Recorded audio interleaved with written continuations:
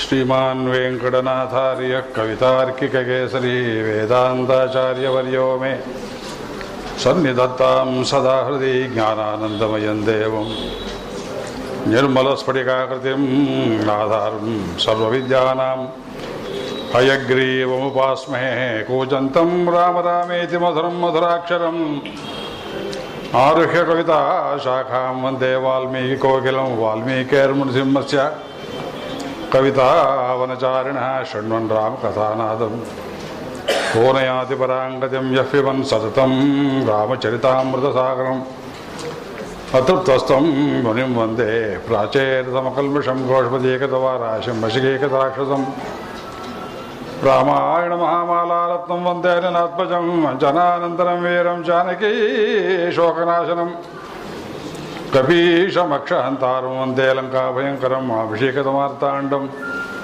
गोष्पदीकृतसागरं तृणीकृतदशग्रीवम् आञ्जनेयं नमाम्यहं मनोजवं मारुततुल्यवेगं जितेन्द्रियं बुद्धिमतां वरिष्ठं वातात्मजं वानरयूथमुख्यं श्रीरामदूतं शिरसा नमामि उल्लङ्घ्य सिन्धोः सलिलं सलीलं यशोकवह्निं जनकात्मजायाः आदाय तेनैव तदा लङ्कां नमामि तं पाञ्जलिराञ्जनेयम् आञ्जनेयमतिपाटलाननं काञ्चनाद्रिकमनीयविग्रहं पारिजाततरुमूलवासिनं भावयामि पवमाननन्दनं यत्र यत्र रघुनाथकीर्तनं तत्र तत्र कृतमस्तकाञ्जलिं बाष्पवारि परिपूर्णलोचनं मारुतिं नमत राक्षसान्तकं वेदवेद्ये परे पुंसि जाते दशरथात्मजय वेदप्राचीरसादासीत् साक्षात् रामायणात्मना चरितं रघुनाथस्य शतकोटिप्रविस्तरम् एकैकमक्षरं प्रोक्तं महापातकनाशनं शृण्वन् रामायणं भक्त्या यः पादं पदमेव वासयाति ब्रह्मणस्थानं ब्रह्मणा पूज्यते सदा वाल्मीकिगिरिसम्भूता रामसागरकामिनी पुनातिभुवनं पुण्या रामायणमहानदी श्लोकसारसमाकीर्णं सर्गकल्लोलसङ्कुलं काण्डग्रामामीनं वन्दे रामायणार्णवं व्याकरणाञ्जलिसम्पुटैः अहरः सम्यक् पिबत्यादराद् वाल्मीकेर्वतनारविन्दगलितं रामायणाख्यं मधु जन्मव्याधिजरा विपत्तिनिधनैरत्यन्तसोपद्रवं संसारं सवयाय गच्छति पुमान् विष्णोः पदं शाश्वतं तदुपगतसमाससन्धियोगं सममधुरोपनतार्थवाक्यबद्धं रघुवरचरितं मुनिप्रणीतं दशशिरश्च निशामयध्वं श्रीराघवं दशरथात्मजमप्रमेयं सीतापतिं रघुकुलान्वयरत्नदीपम् आजानुबाहुमरविन्ददलायताक्षं रामं निशाचरविनाशकरं नमामि वैदेही सहितं सुरद्रुमतले हैमे महामण्डपे मध्ये पुष्पकमासने मणिमये वीरासने सुस्थितम् अग्रे वाचयति प्रभञ्जनसुते तत्त्वं मुनिभ्यः परं व्याख्यान्तं भरतादिविप्रवृतं रामं भजे श्यामलं श्रीरामाय नमः श्रीरामचन्द्रपरब्रह्मणे नमः तपस्वाध्यायनिरतं तपस्वी वाग्विदां वरं नारदं परिपप्रच्छ वाल्मीकिर्मुनिपुङ्गवं तपस्वाध्यायनिरतं तपस्वी वाग्विदां वरं नारदं परिपप्रच्छ वाल्मीकिर्मुनिपुङ्गवं श्रीरामाय नमः श्रीरघुनन्दनपरब्रह्मणे नमः अस्मद्गुरुभ्यो नमः। ತಮಗೆಲ್ಲರಿಗೂ ಈ ಎರಡನೇ ಪ್ರವಚನದ ಆರಂಭದಲ್ಲಿ ಅನಂತ ಪ್ರಣಾಮಗಳು.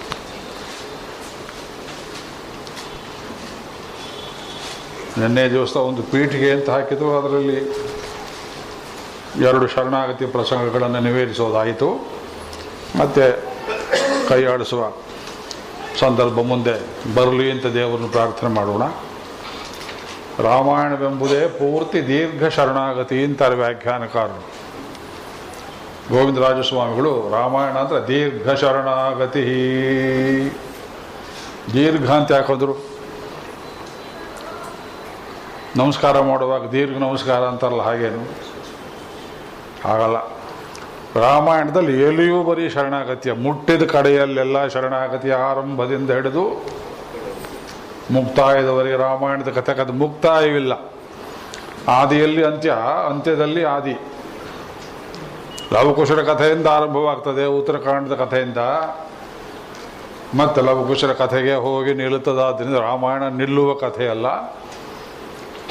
ಇದರಲ್ಲಿ ಸ್ವಾರಸ್ಯ ಇರುವುದೇನು? ಸ್ವಾರಸ್ಯ ಅಂದರೆ ಅದರದೇ ರಸ, ಸ್ವರಸ, ಆರೋಪಿತ ಅರ್ಥವಲ್ಲ, ಕಲ್ಪಿತ ಅರ್ಥ. ರಿಸರ್ಚ್ ಮಾಡಿ ಇಲ್ಲದೆ ಇದ್ದದ್ದನ್ನು ಓದುವುದು ಅದಲ್ಲ ಸ್ವಾರಸ್ಯ. ಸ್ವರಸ ಅಂದರೆ ಅದಲ್ಲ, ಅಲ್ಲಿರೋದನ್ನು ಹೇಳಬೇಕು. ಕಬ್ಬಿನ ಹಾಲು ಒಂದು ಹಾಗಿರಬೇಕು. ಕಬ್ಬಿನ ಹಾಲು ತಾಜಾ ಅಲ್ಲೇ ಹಿಂಡಿ ಕೊಟ್ಟರೆ ಅದು ಸ್ವಾರಸ್ಯ. ಕಬ್ಬು ಹಾಗೇ ಇರ್ತದೆ, ಎಳ್ನೀರು ತೊಗೊಂಬಂದು ಕಬ್ಬಿನ ಹಾಲು ಅಂತ ಕೊಟ್ಟರೆ ಹಾಗೆ ಸ್ವಾರಸ್ಯ ಆಗೋದಿಲ್ವೋ? ರಾಮಾಯಣದಲ್ಲಿ ಅಲ್ಲಿ ನೇಸೆಂಟ್, ಅಲ್ಲಿಯೇ ಪಿಳಿಂಜಿ ಅಪ್ಪಡಿಯೇ ರಸತ್ತೆ ಕುಡುಕಣು.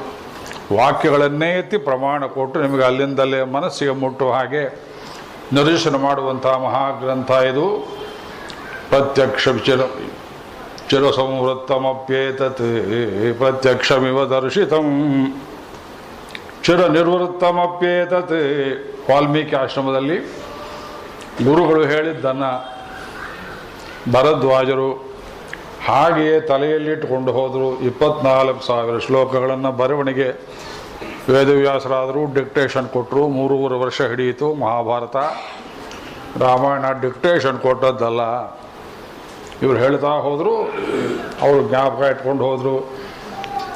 ಆದ್ದರಿಂದ ರಾಮಾಯಣವನ್ನು ಹೇಳುವಾಗ ಯಾವುದೇ ಸಭೆಯಲ್ಲಿ ಇಲ್ಲಿ ಭರದ್ವಾಜ ಗೋತ್ರದವರಿದ್ದಾರೆ ಅಂತ ಕೇಳಬೇಕು, ಅವರಿಗೆ ನಮಸ್ಕಾರ ಮಾಡಬೇಕು. ರಾಮಾಯಣ ಉಳಿಸಿಕೊಟ್ಟವರು, ರಾಮಾಯಣ ಅರ್ಥಗಳನ್ನು ಕಾಪಾಡಿಕೊಟ್ಟವರು ಶಠಮರ್ಷಣ ಗೋತ್ರ ತಾತಾಚಾರ್ಯ ಸ್ವಾಮಿಗಳು, ರಾಮಾನುಜ ಸೋದರ ಮಾವಂದಿರು, ಪಿತಾಮಹಸ್ಯಾಪಿ ಪಿತಾಮಹಾಯ ಪ್ರಾಚೇತಸ ದೇಶ ಫಲಪ್ರದಾಯ ಶ್ರೀ ಭಾಷ್ಯಕಾರೋತ್ತಮ ದೇಶಿಕಾಯ ಶ್ರೀಶೈಲಪೂರ್ಣಾಯ ನಮೋ ನಮಸ್ತಾತ್.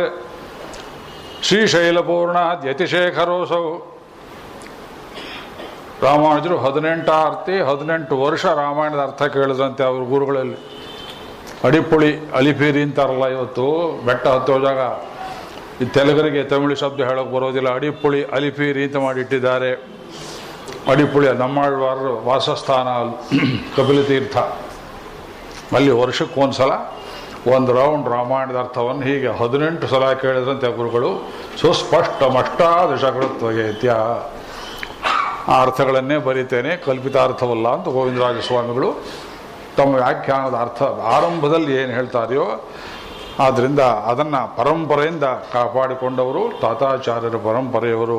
ಗ್ರಂಥವನ್ನು ಉಳಿಸಿಟ್ಟವರು ಭರದ್ವಾಜ ಗೋತ್ರ ಮಹಾನುಭಾವರು. ಅವರಿಗೆ ದೀರ್ಘದಂಡ ಪ್ರಣಾಮವನ್ನು ಮಾಡಿ ಪೂರ್ವಾಚಾರ್ಯ ಸುರಕ್ಷಿತ ಬಹುಮತಿ ವ್ಯಾಘಾತ ದೂರಸ್ಥಿತ.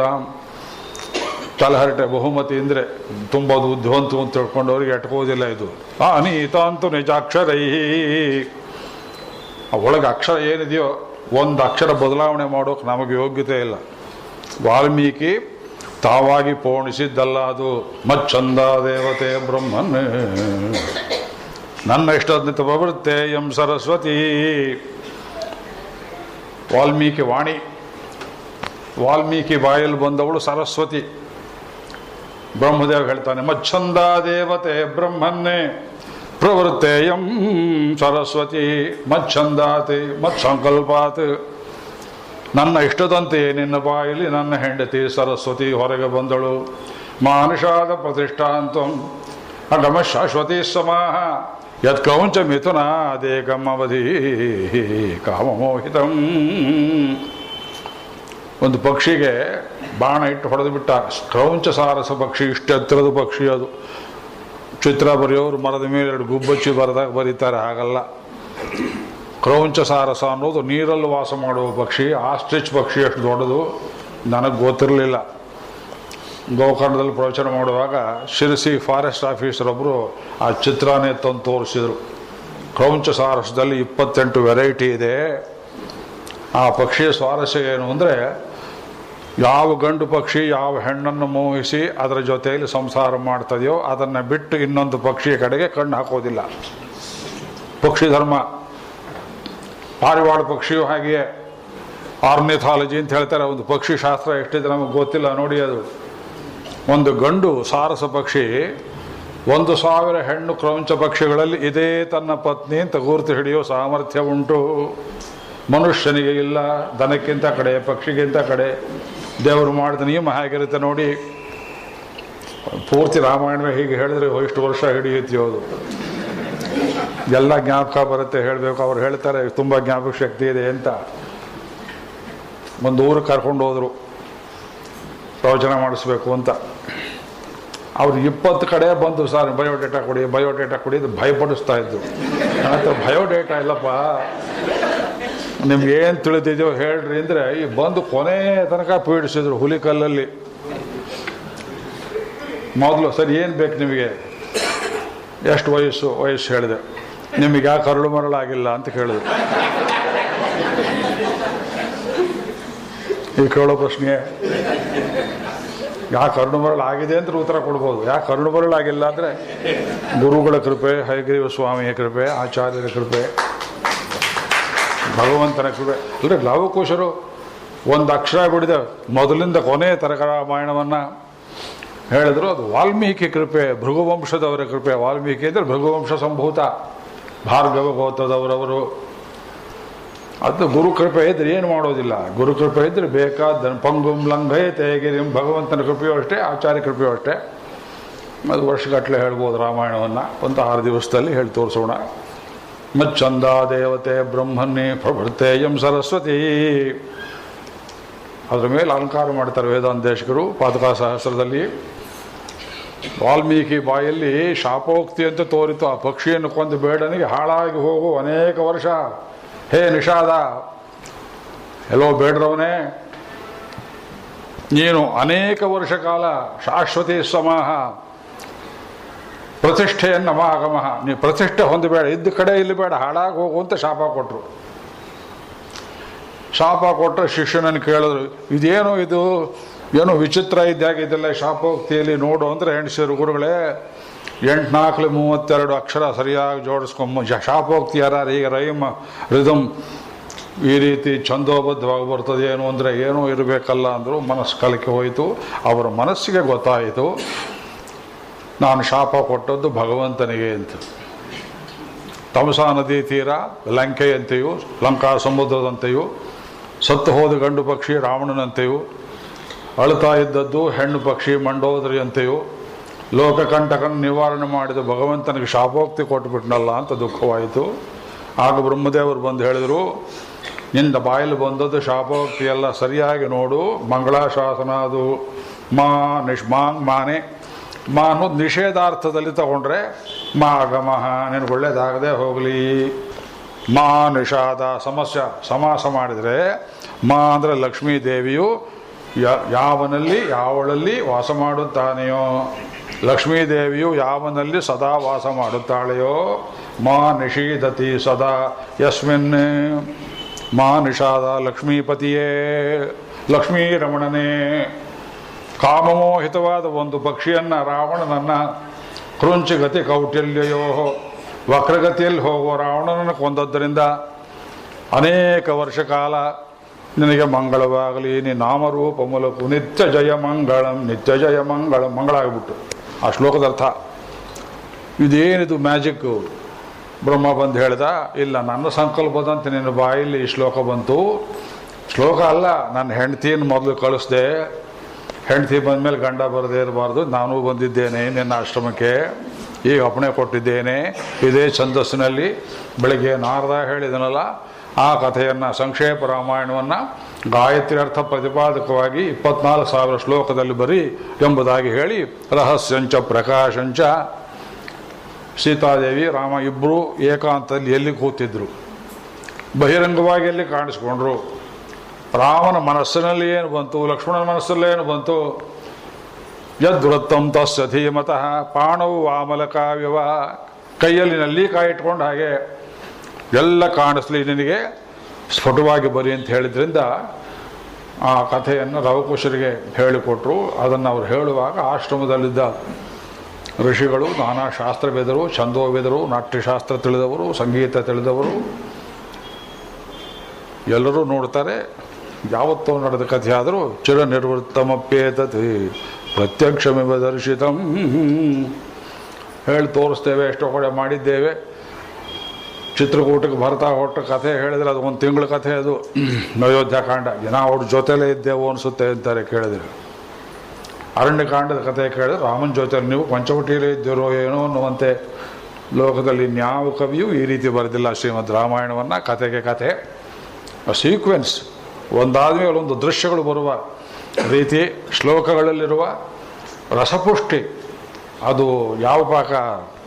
ಮಧುಪಾಕ. ಜೇನುತುಪ್ಪ ಶ್ರಮವಿಲ್ಲದೆ ಬಾಯಿಗಿಟ್ಕೊಂಡು ಚಪ್ಪರಿಸುವ ಹಾಗೆ. ಅದಕ್ಕಿಂತ ಸರಳವಾದ ಸಂಸ್ಕೃತ ಬರೆಯೋದಕ್ಕೆ ಸಾಧ್ಯವಿಲ್ಲ ಅನ್ನೋ ರೀತಿಯಲ್ಲಿ ಏನು ಬರೆದು ಕೊಟ್ಟಿದ್ದಾರೆ. ಇದು ನಮ್ಮನ್ನು ಮೋಸ ಮಾಡುವ ಗ್ರಂಥ. ಮೇಲೆ ನೋಡಿದ್ರೆ ಕಥೆ, ಒಳಗೆ ನೋಡಿದ್ರೆ ಬರೀ ವೇದಾಂತ. ಅದು ಮೋಸ. ಈ ಜನರಿಗೆ ಮೋಸ ಮಾಡದೆ ನಾವು ಈ ಕಾಲದಲ್ಲಿ ಬದುಕೋಕ್ಕಾಗೋದಿಲ್ಲ ನಮ್ಮಂಥವ. ಬನ್ನಿ ಕಥೆ ಹೇಳ್ತೇನೆ ಅಂತ ಹೇಳಬೇಕು, ವೇದಾಂತ ಹೇಳ್ತೀನಿ ಅಂತ ಬರೋದಿಲ್ಲ. ಅದಕ್ಕೆ ಮೋಸ ಮಾಡಿ ಟಾಪಿ ಹಾಕಬೇಕು ಅವರಿಗೆ. ದಾನವಾಗಿ ಕಥೆ ಹೇಳ್ತೇನೆ ಅಂತ ಏನು ತಿಳಿಯುತ್ತೆ ನಿಮಗೆ? ಏನು ತಿಳಿದ್ವಿ? ಏನು ತಿಳಿಲಿಲ್ಲವಲ್ಲ. ಇಲ್ಲಿ ನೋಡಿ, ಇಲ್ಲಿ ನೋಡಿ, ಇಲ್ಲಿ ನೋಡಿ, ಇದು ಒಂದೊಂದೇ ತೋರಿಸ್ತಾ ಹೋಗಬೇಕು. ಮಹಾಭಾರತ ಇದಕ್ಕಿಂತ ಕೊಂಚ ಕಠಿಣ. ಶ್ರೀಮದ್ ಭಾಗವತ ತುಂಬ ಕಠಿಣ. ಅದು ಪದ ಬಿಡಿಸೋದಕ್ಕೆ ಆಗೋದಿಲ್ಲ. ಆದ್ದರಿಂದ ಭಾರತೀಯ ಸಂಸ್ಕೃತಿಗೆ ವಾಲ್ಮೀಕಿ ಮಾಡಿಕೊಟ್ಟ ಬಹಳ ದೊಡ್ಡ ಉಪಕಾರ. ಬರೆದದ್ದು ತ್ರೇತಾಯುಗದಲ್ಲಿ. ಸರ್ವಯುಗದ ಜನರಿಗೆ, ವಿಶೇಷವಾಗಿ ಕಲಿಯುಗದಲ್ಲಿರುವ ನಮಗೆ ಭಗವಂತನನ್ನು ಹೊಂದುವುದಕ್ಕೆ, ಅಥವಾ ನೆನ್ನೆ ಹೇಳಿದಂತೆ ಕತ್ತಲೆಯನ್ನು ಕಳೆಯುವುದಕ್ಕೆ, ಜೀವನ ಸಾರ್ಥಕ್ಯ ಪಡೆದುಕೊಳ್ಳುವುದಕ್ಕೆ, ಆನಂದವನ್ನು ಪಡೆಯುವುದಕ್ಕೆ, ಭಗವಂತನನ್ನು ಹೊಂದುವುದಕ್ಕೆ ಇರುವ ಸುಲಭವಾದ ದಾರಿ ಅಂದರೆ ಶರಣಾಗತಿ. ಅವನ ಪಾದಗಳಲ್ಲಿ ನಮ್ಮ ಭಾರವನ್ನು ಒಪ್ಪಿಸಿಬಿಡುವುದು. ನಮ್ಮ ಭಾರ ಒಪ್ಪಿಸಿದ್ರೆ, ನಮ್ಮ ಭಾರ ನಾವು ಹೊತ್ಕೊಂಡಾಗ ನಾವು ಭಯವಾಗುತ್ತೆ. ಭಾರ ಒಪ್ಪಿಸೋದಕ್ಕೆ ಕಷ್ಟ. ಯಾಕೆಂದರೆ ಅಹಂಕಾರ ಅನ್ನೋದು ಬಿಡೋದಿಲ್ಲ. ಮನುಷ್ಯನಿಗಿರುವ ಬಹಳ ದೊಡ್ಡ ಶತ್ರು ಅಹಂಕಾರ. ಅದು ನಮ್ಮಲ್ಲಿಯೇ ಇದೆ. 10 ತಲೆ ಇದು ರಾವಣ. ಅದು 5 ಜ್ಞಾನೇಂದ್ರಿಯ, 5 ಕರ್ಮೇಂದ್ರಿಯಗಳು. ದಶೇಂದ್ರಿಯಾನನಂ ಘೋರಂ ಯೋ ಮನೋರಜನೀಚರಂ ವಿವೇಕ ಶರಜಾಲೇನ ಶಮಂ ನೈತಿ ಯೋಗಿನ. ಪಾಂಚರಾತ್ರದಲ್ಲಿ ವಾಕ್ಯ ಇದು. ದಶೇಂದ್ರಿಯಾನನಂ ಘೋರಂ, ದಶಾನನಲ್ಲ, ದಶೇಂದ್ರಿಯಾನನಂ ಘೋರಂ. ರಾಕ್ಷಸರು ವಾಸ ಮಾಡೋದು ಕತ್ಲೆಯಲ್ಲಿ. ಯೋ ಮನೋರಜನೀಚರಂ, ಮನಸ್ಸು ಎಂಬ ಕತ್ತಲೆಯಲ್ಲಿ ವಾಸ ಮಾಡ್ತಾನೆ. ಮನಸ್ಸು ಅಂದ್ರೆ ಅತ್ಯಂತ ಕತ್ತಲೆ ಪ್ರದೇಶ, ರಹಸ್ಯ ಪ್ರದೇಶ. ಈ ಜಗತ್ತಲ್ಲಿ ಯಾರಿಗೂ ಏನೂ ಗೊತ್ತಿಲ್ಲದಂತೆ ನೀವು ಏನೇನು ಪಾಪಗಳನ್ನೆಲ್ಲ ಮಾಡಬಹುದಾದ ಒಂದೇ ಒಂದು ದಿವ್ಯ ಕ್ಷೇತ್ರ ಇದ್ದರೆ ಅದು ಮನಸ್ಸು ಎಂಬುದು. ಮನಸೇವಕತಾಂ ಲಂಕಾಂ. ತ್ರಿಕೋಟ ಪರ್ವತದ ಮೇಲೆ ಕೂತ್ಕೊಂಡು ಆಂಜನೇಯ ಸ್ವಾಮಿ ನೋಡ್ತಾನೆ. ಏನು ಕೋಟೆ ಮಾಡಿದ್ದಾರೆ! ಟ್ರಯಾಂಗಲ್ ಅದು. ಏರಿಯಲ್ ದೃಷ್ಟಿ ನೋಡಿದರೆ ಇವತ್ತು ಲಂಕಾಪಟ್ಟಣ ಇರೋ ಜಾಗ ಹೇಗಿದೆ ಅಂದರೆ ಒಂದು ತ್ರಿಕೂಟ ಪರ್ವತ ಅಂತ ಹೇಳ್ತಾರೆ. ತ್ರಿಕೋಣಮಲೈ, ಅದು ಟ್ರಿಂಕಾಮಲೈ ಅಂತ ಕರೀತಾರೆ ಇವತ್ತು. ತ್ರಿಕೋಣಮಲೈ ಹೇಳೋಕೆ ಬರೆದ್ರೆ ಟ್ರಿಂಕಾಮಲೈ ತೂಗುಬಿಟ್ಟು ಹಾಕಿ ಕಾಣಿಸುತ್ತಂತೆ. ಅದು ಹನುಮಂತ ನೋಡ್ತಾನೆ. ವಿಶ್ವಕರ್ಮ ಮಾಡಿದ್ನಲ್ಲ, ಹೇಗೆ ಮಾಡಿದ್ದಾನೆ? ಮನಸ್ಸೇ ಕೃತಾಂ ಲಂಕಾಂ. ದೇವರು ಮನುಷ್ಯನ ಮನಸ್ಸನ್ನು ಹೇಗೆ ಮಾಡಿದ್ದಾನೆ? ಹಾಗೆ ಮಾಡಿದ್ದಾನೆ ಲಂಕೆಯನ್ನು. ಒಂದು ಗಂಡು ನೊಣವೂ ಬರೋ ಹಾಗಿಲ್ಲ. ಎಷ್ಟು ಸಮೀಪದಲ್ಲಿ ಪ್ರಾಣಸಖ, ಪ್ರಾಣಸಖಿ, ಪ್ರಾಣ ಸ್ನೇಹಿತ, ಪ್ರಾಣಪ್ರಿಯೆ, ಹೆಂಡತಿ ಹೇಳ್ತೀರಿ. ಎಷ್ಟು ಹತ್ತಿರದಲ್ಲಿ ಕೂತಿದ್ರು, ಒಬ್ಬರ ಮೇಲೊಬ್ಬರು ಕೂತಿದ್ರು, ಒಬ್ಬರು ಮನಸ್ಸು ಇನ್ನೊಬ್ಬರಿಗೆ ಗೊತ್ತಾಗೋದಿಲ್ಲ. ಅಷ್ಟು ಸೀಕ್ರೆಟ್ ಪ್ಲೇಸ್ ಅದು. ಅಲ್ಲಿ ಮಾಡುವ ಪಾಪಗಳನ್ನು ನಿವಾರಿಸಬಲ್ಲವನು ರಾಮಚಂದ್ರ ಒಬ್ಬನೇ. ಮನುಷ್ಯ ಮಾಡುವ ಪಾಪ ನಾವು ಕಣ್ಣಿಂದ, ಕಿವಿಯಿಂದ, ಮೂಗಿಂದ ತಿಳ್ಕೊಂಡಿದ್ದೇವಲ್ಲ. ಈ ಕಣ್ಣು, ಕಿವಿ, ಮೂಗುಗಳಿಗೆ ಸ್ವಿಚ್ ಇರುವುದು ಮನಸ್ಸಿನಲ್ಲಿ. ಆ ಮನಸ್ಸಿಗೆ ನಿಗ್ರಹವನ್ನು 18 ಅಧ್ಯಾಯದಲ್ಲಿ ಭಗವಂತ ಉಪದೇಶ ಮಾಡ್ತಾನೆ. ಶ್ರೀಮದ್ ರಾಮಾಯಣ ಅದನ್ನು ನಮಗೆ ಪರ್ಯಾಯದಲ್ಲಿ ಉಪದೇಶ ಮಾಡಿಕೊಡುತ್ತೆ. ಆದ್ದರಿಂದ ಮನೋರಜನೀಚರಂ ವಿವೇಕ ಶರಜಾಲೇನ, ವಿವೇಕವೆಂಬ ಬಾಣವನ್ನು ಬಿಟ್ಟು ಶಮಂ ಐತಿ ಯೋಗಿನ. ಯೋಗವನ್ನು ಬಯಸುವವರಿಗೆ, ಯೋಗಿ ಅಂದರೆ ಯಾರು? ಯೋಗಿ ಯುಂಜೀತ ಸತತಂ. ಗೀತೆಯಲ್ಲಿ ಹೇಳಿದ ಹಾಗೆ ಯುಂಜೀತ, ಭಗವಂತನಲ್ಲಿ ಮನಸ್ಸನ್ನು ಜೋಡಿಸುವುದು. ಅದಕ್ಕೆ ಯೋಗ ಯೋಗ ಅಂತ ಹೇಳಿದ್ದಾರೆ. ಪ್ರಾಚೀನ ಯೋಗ, ಅಧ್ಯಾತ್ಮ ಯೋಗ, ಅಧಿಗಮೇನ ಧೀರ ಮತ್ವ ಹರ್ಷಶೋಕೌ ಜಹಾತಿ. ಅಧ್ಯಾತ್ಮ ಯೋಗ ಕಠೋಪನಿಷತ್ತು. ವೇದದಲ್ಲಿ ನಾವೆಲ್ಲ ಹೇಳುವುದು ಅಧ್ಯಾತ್ಮ ಯೋಗ. ಬೌದ್ಧರ ಕಾಲದಿಂದ ಈಚೆಗೆ ಬಂದದ್ದು ಮನಸ್ಸನ್ನು ಖಾಲಿ ಮಾಡುವ ಯೋಗ, ಎಂಟಿ ಮಾಡುವ ಯೋಗ. ಅದು ಯೋಗವಲ್ಲ.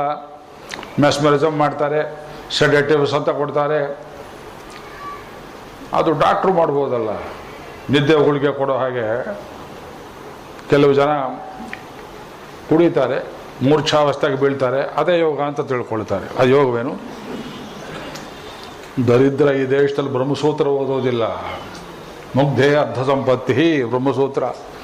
ಬ್ರಹ್ಮಸೂತ್ರದಲ್ಲಿ ಯೋಗ ಅಂದ್ರೆ ಏನು ಅನ್ನೋದನ್ನ ನಿಷ್ಕರ್ಷ ಮಾಡುವಾಗ ಮೂರ್ಛಾಕ್ಕೆ ಯೋಗ ಆಗಬಾರ್ದು, ಪೂರ್ವಪಕ್ಷ ಮಾಡೋ ಜಾಬ್ ಕೊಡ್ತಾರೆ.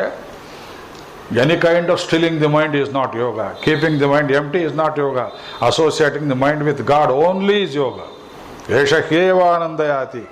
ಆನಂದವನ್ನು ಕೊಡಬಹುದು. ಅದಕ್ಕೆ ಪಾಸಿಟಿವ್ ಪಾಸಿಟಿವ್ ಪಾಸಿಟಿವ್. ಬೆಳಿಗ್ಗೆ ಯಾರು ಹೇಳ್ತಾ ಇದ್ರು, ನೆಗೆಟಿವ್ ಥಿಂಕಿಂಗ್ ಎಲ್ಲಿ ಬರ್ತದೆ ಅಲ್ಲಿ ರಾವಣ ಇರ್ತಾನೆ ನೋಡ್ರಿ. ಅದು ಋಣಾತ್ಮಕ ಚಿಂತನೆ ಇದ್ದರೆ ನಿಮ್ಮ ಎನರ್ಜಿ ಶರೀರದಲ್ಲಿ ಕಟ್ಟಿಬಿಡುತ್ತೆ. ಕೈ ನೋವು, ಕಾಲು ನೋವು, ಆರ್ಥಿಟಿಸು, ರೊಮ್ಯಾಟಿಸಮ್ಮು, ಹೆಡ್ ಹೆವಿ ಆಯಿತು, ರೋಗಗಳೆಲ್ಲ ಬರೋದು ಬಿಕಾಸ್ ಆಫ್ ನೆಗೆಟಿವ್ ಥಾಟ್ಸ್. ಇತರರ ಬಗ್ಗೆ ಭದ್ರಂ ಕರ್ಣೇ ವಿಷ್ಣುಯಾಮ ದೇವ ಭದ್ರಂ ಪಶ್ಯ. ಎಷ್ಟು ಜನ ಹೇಳಿದ್ದಾರೆ ನೋಡಿ. ಭದ್ರಂ ಪಶ್ಯೇ ಮಾಕ್ಷಭಿರ್ಯಜತ್ರ ಸ್ಥಿರೈರಂಗೈ ಸ್ತುಷ್ಟುವಾಗಂಸಃ ತನೂಭಿ ವ್ಯಷೇಮ ದೇವಹಿತಂ ಯದಾಯು ಸ್ವಸ್ತಿನ. ಈ ಶಾಂತಿಪಾಠ ಮಂತ್ರಗಳನ್ನೆಲ್ಲ ಹೇಳ್ತಾ ಇದ್ರೆ ಕೇಳ್ತಾ ಇದ್ರೆ ಮನುಷ್ಯನಿಗೆ ಇದು positive thinking, positive feeling, elevating way of life, ಅದು ಯೋಗ. ಆ ಯೋಗ ಬೇಕಾದರೆ ನೀವು ವೈದಿಕರ ದಾರಿಯಲ್ಲಿ ಬರಬೇಕು. ದಾರಿಯಲ್ಲಿ ತುಂಬ ವಿಶಾಲವಾದ ಸ್ನಾನಘಟ್ಟಗಳಿವೆ. ರಾಮಾಯಣದಲ್ಲಿ ನಿಂತ್ಕೋಬೋದು, ಗೀತೆಯಲ್ಲಿ ನಿಂತ್ಕೋಬೋದು, ವೇದದಲ್ಲಿ ಸಾಧ್ಯ ನಿಂತ್ಕೋಬೋದು. ವಿಷ್ಣು ಪುರಾಣ, ಹರಿವಂಶ, 18 ಪುರಾಣಗಳು, ಧರ್ಮಶಾಸ್ತ್ರಗಳು ಎಲ್ಲರೂ ಒಂದು ಕಡೆ ನಿಂತ್ಕೊಳ್ಳಿ. ಇದು ಹೀಗೆ ಹಾಗೆ ಕಟ್ಟಪ್ಪಣೆ 10 ಕಮಾಂಡ್ಮೆಂಟ್ಸ್ ಎಲ್ಲ ಇದರಲ್ಲಿ.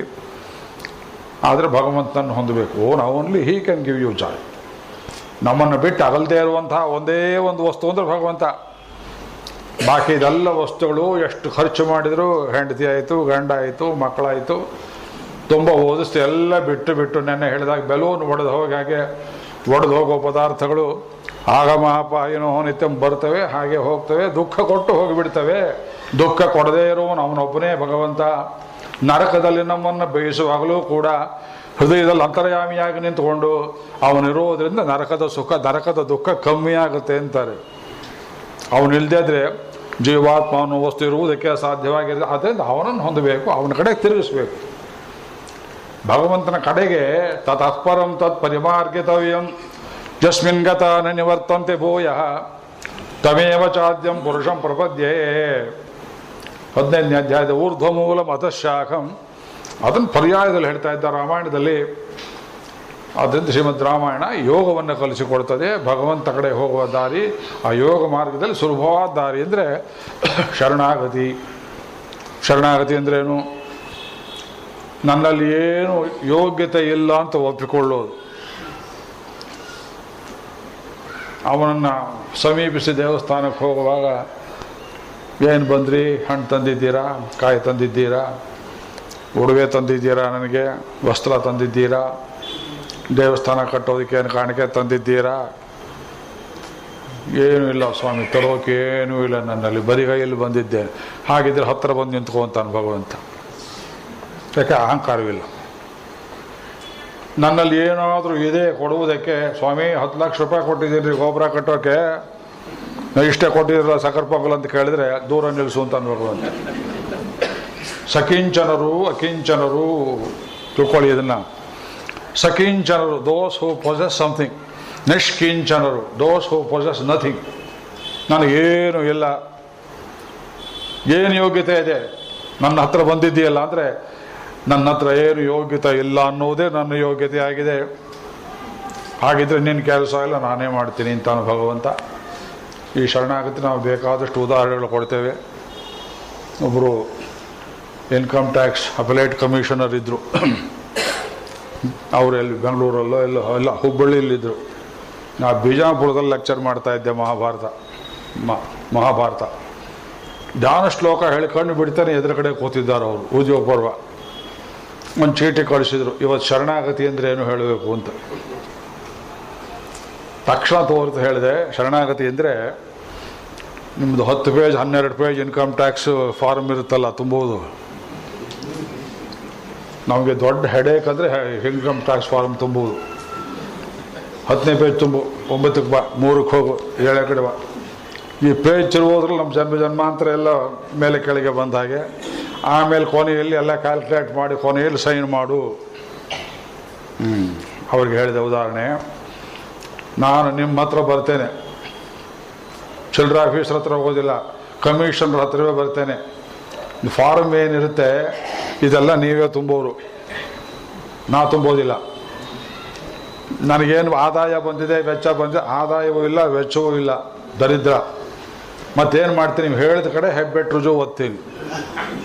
ಇದ್ರಲ್ಲಿ ಏನಾದ್ರು ಹೆಚ್ಚು ಕಮ್ಮಿ ಆದರೆ ನಿಮ್ಮದೇ ಅಂತ ಹೇಳಿ ಆ ಫಾರ್ಮನ್ನು ಅವ್ರಿಗೆ ಕೊಡೋದಿದೆಯಲ್ಲ, ಅದಕ್ಕೆ ಶರಣಾಗತಿ ಅಂತ ಹೇಳುವುದು. ನಮಗೆ ತಿರುಗಿಸ್ಬಿಟ್ರಲ್ಲ ಅಂದ್ರೆ ಅವ್ರು, ಹೌದು ಅದೇ ಶರಣಾಗತಿ. ಬ್ಯಾಂಕಿಗೆ ಹೋಗ್ತೀರಿ, ನಿಮ್ಮ ದೂರದಿಂದ ನೋಡ್ತಾನೆ ಬ್ಯಾಂಕ್ ಮ್ಯಾನೇಜರು, ಅವನೇ ಬರ್ತಾನೆ ಹತ್ರ ಬಂದು ಬನ್ನಿ ಬನ್ನಿ ಬನ್ನಿ ಯಪ್ಪ, ನಾನು ಒಂದು 50 ರೂಪಾಯಿ ಡ್ರಾ ಮಾಡೋಕೆ ಬಂದಿದ್ದೀನಿ, ನಿನ್ನ ಹತ್ರ ಯಾಕಯ್ಯ ಬರಬೇಕು? ಕ್ಯಾಶಿಯರ್ ಹತ್ರ ಕೊಡ್ತೇನೆ, ಅವರೇ ಚಕೋ ಬಕ್ಕೋ ಕೊಟ್ಟರೆ ಒಂದು ಹುಂಡಿ ಕೊಡ್ತಿದ್ರು ಹಳೆ ಕಾಲದಲ್ಲಿ.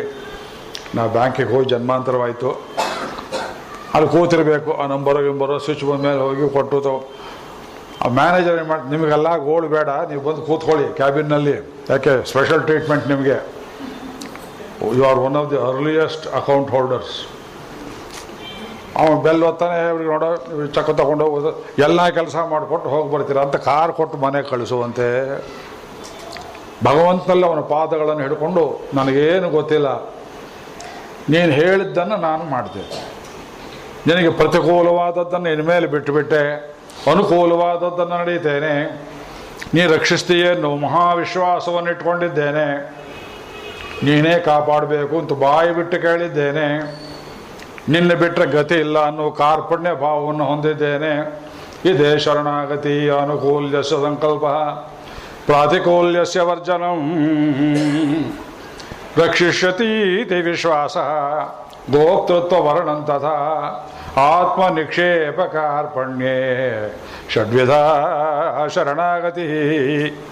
ಅಹಿರ್ಬುದ್ಧ ಸಂಹಿತೆ ಪಾಂಚರಾತ್ರಾಗಮದಲ್ಲಿ ಷಡ್ವಿಧ ಶರಣಾಗತಿ.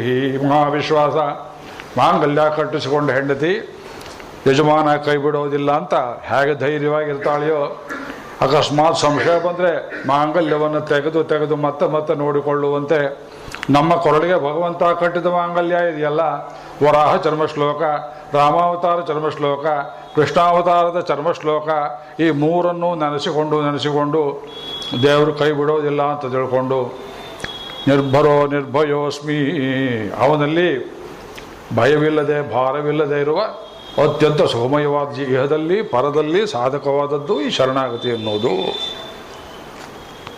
ಅದಕ್ಕೆ ಪ್ರತಿಬಂಧಕ ಯಾವುದು? ಅಹಂಕಾರ. ಅಹಂಕಾರವನ್ನು ಬಿಡಬೇಕು. ಬಾಯಲ್ಲಿ ಹೇಳೋಷ್ಟು ಸುಲಭ ಅಲ್ಲ ಅದು. ಯಾಕೆ?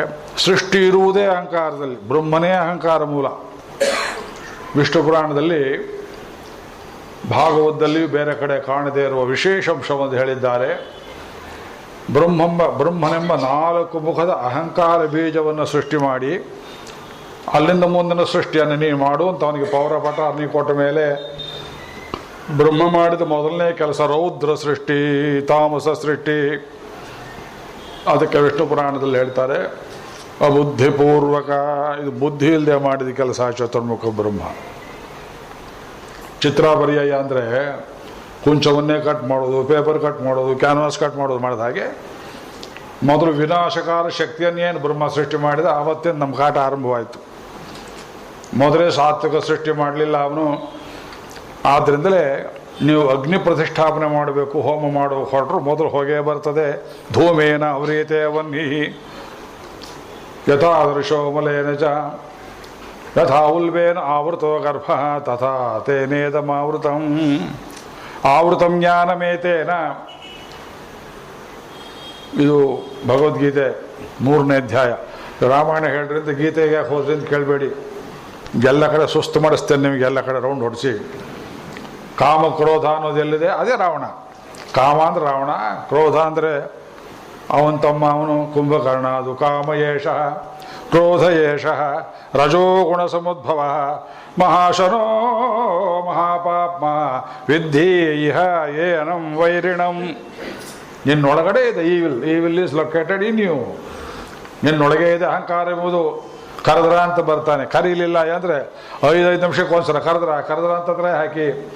ಕಾಮವೆಂಬುದು, ಕ್ರೋಧವೆಂಬುದು, ಲೋಭವೆಂಬುದು, ಮೋಹ ಮದ ಮಾತ್ಸರ್ಯಾದಿಗಳು, ಏಕಾಕ್ಷಿ ಏಕಕರ್ಣಿ ಸೀತಾ ಸುತ್ತ ಕೂತಿದ್ರಲ್ಲ, ಅತ್ಯಂತ ಕುರೂಪಿಯರು, ಒಂದೇ ಕಣ್ಣಿನವಳು, ಒಂದೇ ಕಿವಿಯವಳು, ಮಸ್ತಕೋಚ್ಛ್ವಾಸನಾಸಿಕಾಂ, ತಲೆಯಲ್ಲಿ ಉಸಿರಾಡ್ತಾ ಇದ್ಲಂತೆ ಒಬ್ಬಳು, ಮೂಗೆ ಇಲ್ಲ.